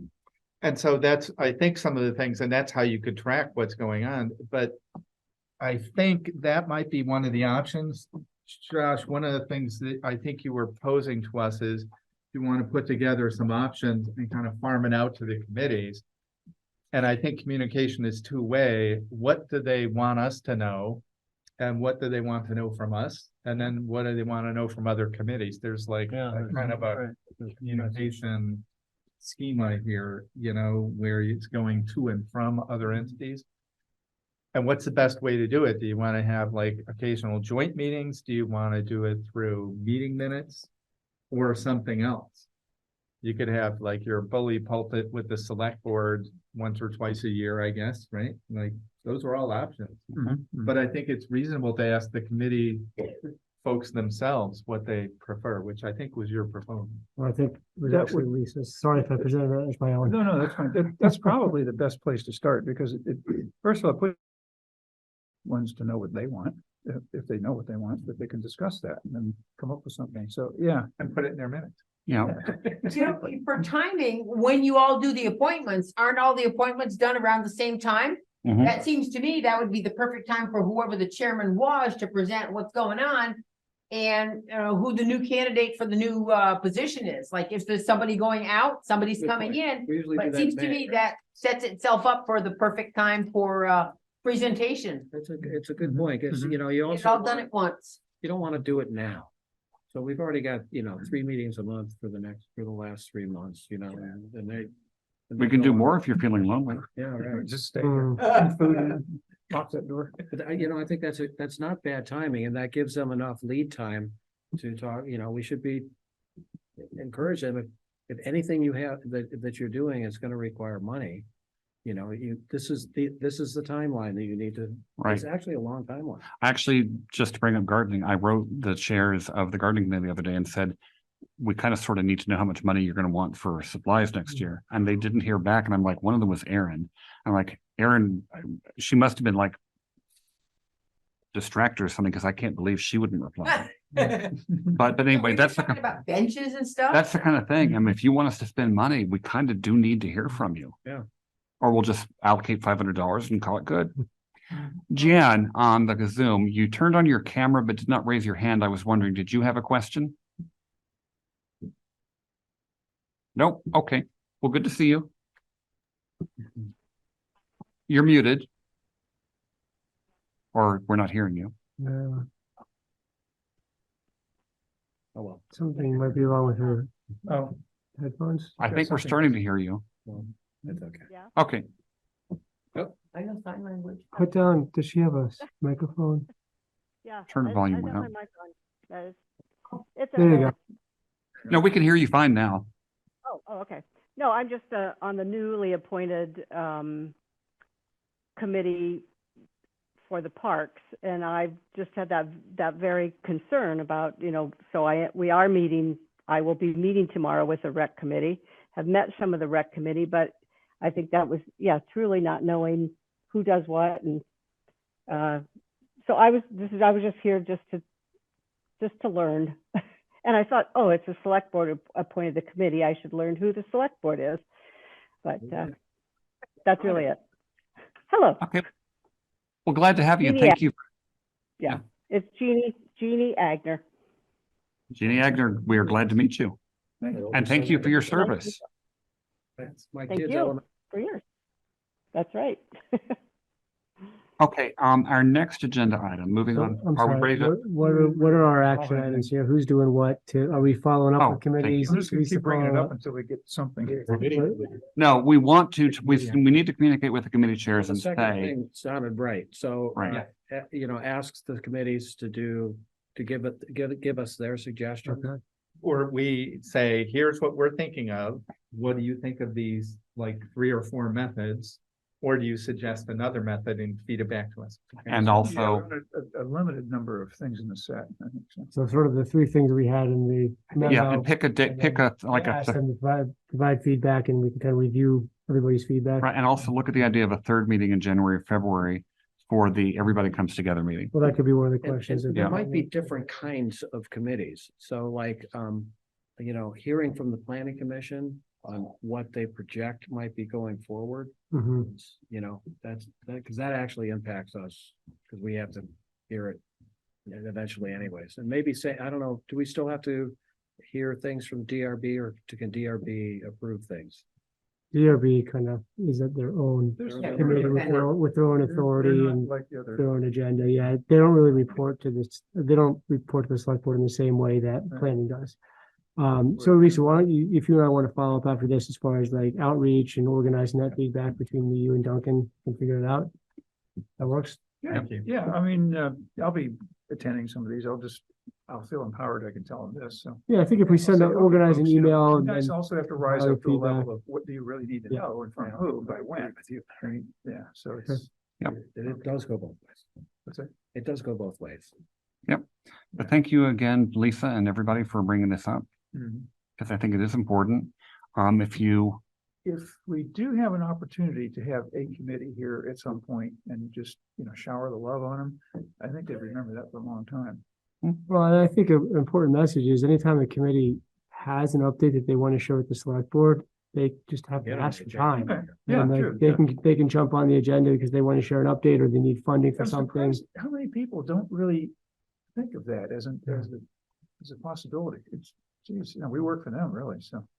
And that's another communication thing. I mean, in the spring, when we appoint, when we do appoint members, I send out an email to all the committee members about get your code of ethics form signed. Here's open meeting law reminder.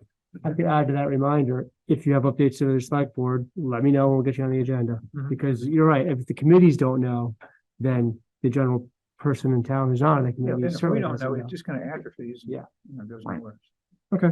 Okay, so sorry as inadvertently start to jump ahead there. No, thank you. Next item is the opioid, which for some reason I'm having a hell of a time saying tonight, opioid class action lawsuit. We are already involved in and receiving funds from two opioid related class action cases, but then there's one from Janssen, one against Teva, Allergan, CVS, Walgreens, and Walmart. There's a new one with a different defendant. The aggregate settlement amount is $207 million, subject to attorney's fees. And we have an option to opt out if we plan on suing on our own. Yeah. Or stay in the pool and get whatever little bit comes to us after the attorneys have their bite. $5. Yep. Should be easy. I move that the town remains as a participant in the class action lawsuit against McKinsey and Company Incorporated. I'll second. Yeah, we have a motion made by Jeff Ford, seconded by Lisa Miller, moving that the town remains as a participant in the class action lawsuit against McKinsey and Company, Inc. Is there any discussion? Seeing none, please state your name and your vote. Lisa, aye. Jeff, aye. David, I. Bard, aye. And Jay, aye. I will notice just for sheer frivolity that we got a check the other day from a class action settlement against a treadmill company for something that they did wrong relating to selling us a treadmill for $4.30. There you go. We partied tonight. Did it come certified? It did not. Phew. That would have Okay. taken up half of it. Our next item on the agenda, and it's our penultimate item before warrants, purchase orders, et cetera, and possibly executive session, is some relatively insignificant item. I don't even know if we should spend time on it, but okay. It's an update from the Town Center and Library Buildings Committee and Public Outreach for the Town Center renovation project. Jeff, it's all yours.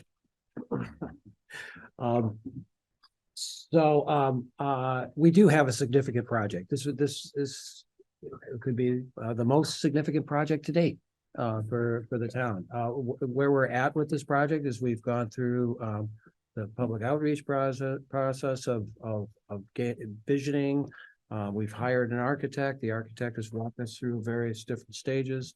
We now have a draft proposal, and we're doing now what we're calling a listening tour, where we go and present to the community, hopefully do some tours of the building with the community and give them a presentation. That's in advance of coming to the select board with a request for a bond vote number. So we've been working up to the point of coming up with a number to ask the voters to vote on at town meeting. So we would like to offer a special invitation to the select board to do a tour of the building from what we've learned as far as details of what some of the deficiencies are, and give you an abbreviated presentation of what we've learned and what we're proposing, right? No? I thought we were gonna wrap this into one of the other public presentations from the committee, right? We had talked about, we were gonna, so we have the one set for next Thursday, November 16th at 7 PM, where we're gonna do the presentation and invite every member of the public to come give feedback. Yeah. And I thought that the conversation at the committee meeting last week was, we want to do a second public outreach, but kind of figure out whether the 18th or the 19th, that Saturday or Sunday, works better for select board members to attend that, but that was open to the public as well. Oh, definitely. Right, okay, sorry, the way you said it was like a special, just for Definitely, select that's- board, so- pared down version. I thought it was like two versions of the same run through. What I was Okay, trying to sorry if promise I got was off track. to keep it as brief as possible. Okay. Because I am sensitive to the select board's time. We anticipate that if we're inviting the select board, these will be public meetings. We would do them via Zoom as well, with hybrid meetings. And we wanted to see if this was something that was of interest. So we do have a couple of dates. And just to expand, Jeff, that means arguably we could ask MMCTV to follow us around like. I love that portable idea. camera. So I love that idea to And film then- it. That would be like way cool. I'm meeting with Angelica this week. And I'll ask her if that would be possible. I think it would be like way cool. There's some things that you can't, Yeah. that we can't put in a presentation that show up well, like the fire escape. But if you look at the fire escape, you go, what? You know, that kind of thing. Yeah, no, you don't want to walk in. We think that that's going to be of interest to some people. So we were looking at the weekend of November 18th, either Saturday, the 18th or Sunday, the 19th. November? Yeah, November. We're also planning on hopefully doing this during the book sale. We might do it a couple times during the book sale. Well, the book sale is, December 2nd, is it? Second and third Saturday and because I've Sunday, committed to bake up a or is whole it Friday, ton of stuff for Saturday? them. I thought the book sale was two tours, one at 10, one at Yeah, 1. so two. Not necessarily the presentation, but more, come take a More of the look. tour and, maybe answer questions. So we're doing a number of Yeah. things. We've got boards down in the foyer in front of the town clerks that show pretty pictures. We've got handouts. In fact, I've got handouts to give you. Yeah, as president, I have absolutely nothing on the 18th of November. And why would that be? Because I'm a loser who has no Free friends. time? Wow. How about the 18th? Okay, and what time would work well for? folks? Dawn. No, I'm not doing this. I was, yeah. It's later, How about 10 a.m.? 10 a.m. That would work. How about 11 a.m.? 12 a.m., 12 a.m. 11. No, whatever. What Do I hear 11:30? is noon or 11:30 better for you? We can do that. Yeah, So what do we, Whatever he says. does noon work? whatever works for you, I can make work for me.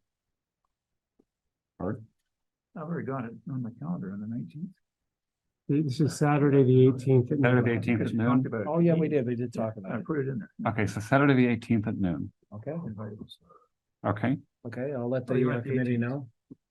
It's the 18th now, not the 19th? Yeah, the 18th at noon. I don't know, I gotta water my plants. Awesome. So I think that's all I need to do on that for right now. There's one question from the fire department. Did they buy a new pump to pump out the sump or the basement in the town center? why buy a pump when we can just do it ourselves? Use this manual labor you got here. Okay. Our next agenda item is something super duper quick. Go ahead, Bart. Jay, I'd like to move to change the date of the first select board meeting, January to Tuesday, January 2nd, 2024, to the New Year's Day holiday on Monday, January 1st, 2024. I'll second. Hey, we have a motion for Bart, second by David Sander, to move the first select board meeting in January to Tuesday, January 2nd, due to the New Year's Day holiday on January 1st. Any discussion? Seeing none, please state your name and your vote. Lisa, aye. Jeff, aye. David, I.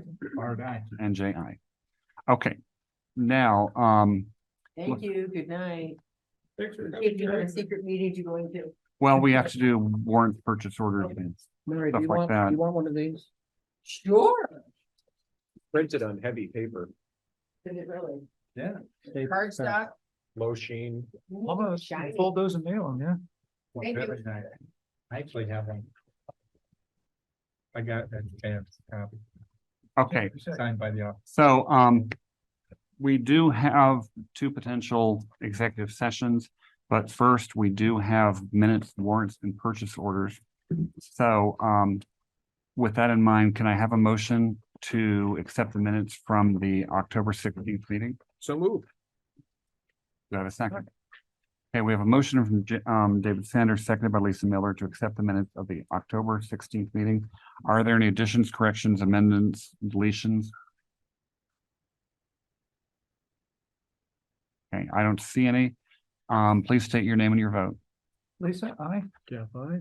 David, I. Art, I. And J.I. Okay, we do have two purchase orders. Do you want to do those before the warrants or after? Yeah, before it's good. Okay. So we have purchase order I got it up here for it. 4711. He's got it up there on the screen. For Cargill Salt, our good friends, and we're good customers of them, for $99,968 of road salt. Any questions? Do I have a motion to approve purchase order 4711 in the amount of $99,968 for road salt? So moved. This is David, I'll second. We have a motion from Lisa Miller, seconded by David Sander. My OCD really wants to modify it by $32 to make it an even. I hear you on that. Wouldn't it be nicer? Yeah. It really would. Purchase order 4711 for Cargill Salt for road salt 99,968. Any discussion? Wait a minute, available funds, $100,000, make this 99,968, balance of $32. Yeah, I think he went on total quantity with the estimates he needs and he got it as close to the budget based on the amount per ton. That's pretty good. Yep. I mean, $32 off of $100,000 budget, pretty close, right?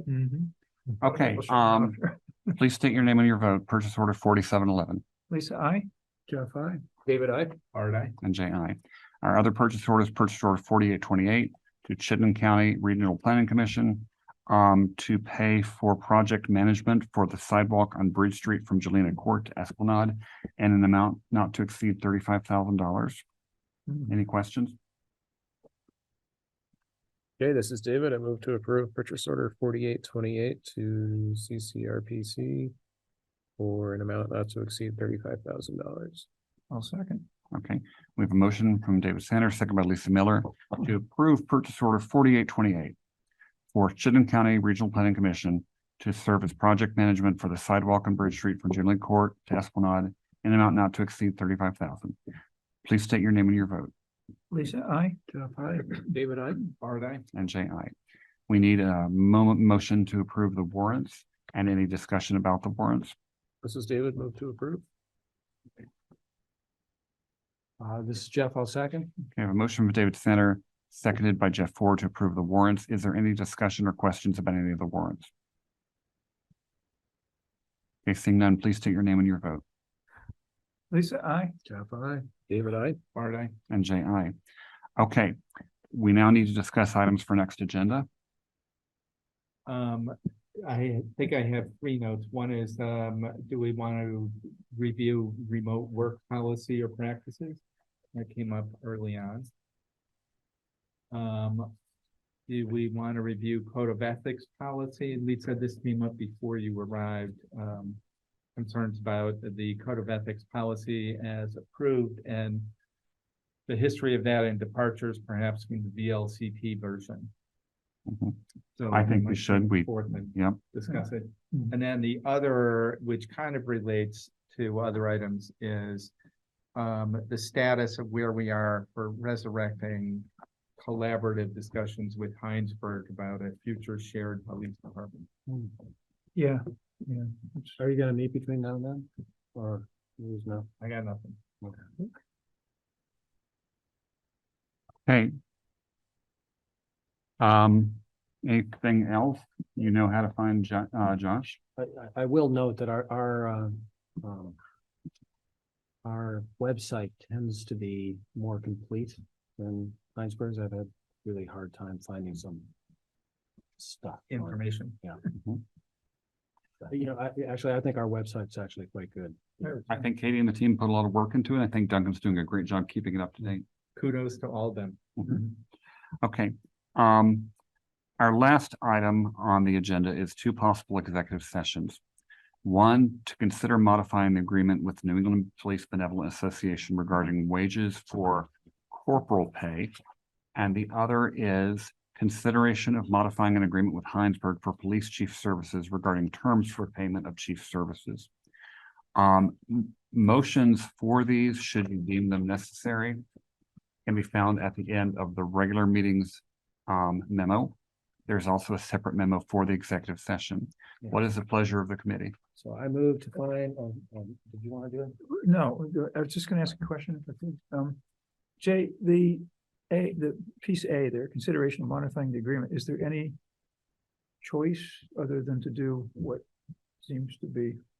Part of it's just to brief us, Ah, okay. to let us know what's going on. Okay, that's valid, all right. Say, I moved to find the premature public knowledge about negotiations with the New England Police Benevolent Association would cause the town or person to suffer a substantial disadvantage. I'll second. And we have a motion from Jeff Ford, seconded by Lisa Miller, to move to find that premature public knowledge about negotiations with the New England PBA would cause the town or person to suffer a substantial disadvantage. Please state your name and your vote. Lisa, aye. Jeff, aye. David, I. All right. And Jay, aye. Okay, And I move that we enter into executive session to discuss negotiations with New England PBA under the provision of one VSA 313A1B and to invite town manager Josh Arneson into the executive session. I'll second. and we have a motion from Jeff Ford, seconded by Lisa Miller, to move and that we enter into executive session to discuss negotiations with the New England PBA under the provisions of one VSA 313A1B and to invite town manager Josh Arneson into the session. Please state your name and your vote. Lisa, aye. Jeff, aye. David, I. Art, aye. And Jay, aye. And if my understanding is correct, we have to come back and then move the other one separately. Yeah, we'll come back, and if there's a motion out of this one, you'll come back, take action or not on this one, then move the other one separately, go back in. Is anybody gonna bring their computers? Otherwise, I'm just gonna leave mine here. I'm gonna sign out of the Zoom. We but don't have it, we don't have anybody to zoom in, so I'm just gonna, I think I'll mute. Here? What's that? No, we have to, I think we still need to move because we have to keep this open, but I'm just gonna mute this here for now. okay, so the motion that needs to be made starts on page 7, line 306. If you want to make that motion. I move to approve the memorandum of agreement with the New England PBA, which updates the wage scale for corporal pay to be in line with, just hold on, in line with the wage scale increase to officer and sergeant wages. Which were made in May of 2023. This is David, I'll second. Okay, we have a motion from Jeff Ford, seconded by David Sander, to move to approve the memorandum of agreement with the New England PBA, which updates the wage scale for corporal pay to be in line with the wage scale increase to officer and sergeant wages, which were made in May 2023. Please state your name and your vote. Lisa, aye. Jeff, aye. David, I. Art, aye. And Jay, aye. I move to find the premature public knowledge about negotiations with Hinesburg regarding payment terms for police chief services would cause the town or person to suffer a substantial disadvantage. This is David, I'll second. Okay, we have a motion from Jeff Ford, seconded by David Sander, to move to find the premature public knowledge about negotiations with Hinesburg regarding payment terms for police chief services would cause the town or person to suffer a substantial disadvantage. Please state your name and your vote. Lisa, aye. Jeff, aye. David, I. Art, aye. And Jay, aye. I move that we enter into executive session, discuss negotiations with Hinesburg for police chief services under provisions of one VSA 313A1A and invite town manager Josh Arneson into the executive session. This is David, I'll second. We have a motion from Jeff Ford, seconded by David Sander, to move into executive sessions to discuss negotiations with Hinesburg for police chief services on the provisions of one VSA 313A1A and to invite town manager Josh Arneson into the executive session. Please state your name and your vote. Lisa, aye. Jeff, aye. David, aye. Art, aye. And Jay, aye. Okay, so there is a motion in the packet. It's actually the very end of page 7, if anyone would like to make it. I don't even. Anybody have it? Faster than me. You mean to read it for you? You could just say, I move that. Yeah. That'd be All nice. right. I move to approve the amendment to the intermunicipal police agreement with the town of Hinesburg to compensate Hinesburg for police chief services at a flat monthly rate. I'll move that. This is Bart, I will second that. We have a motion made by David Sanders, seconded by Bart Hill, to move to approve the amendment to the intermunicipal police agreement with the town of Hinesburg to compensate Hinesburg for the police chief services at a flat monthly rate. Please state your name and your vote. Lisa, aye. Jeff, I. David, I. Bart, aye. And Jay, aye. I believe that closes out our agenda. Do we have a motion to adjourn? This is David, so moved. Bart, second. Motion from David Sanders, seconded by Bart Hill to adjourn. Any discussion? Seeing none, please state your name and your vote. Lisa, aye. Jeff, I. David, I. Bart, aye. And Jay, aye. We are Before adjourned. you all go, just need signatures there. Good night.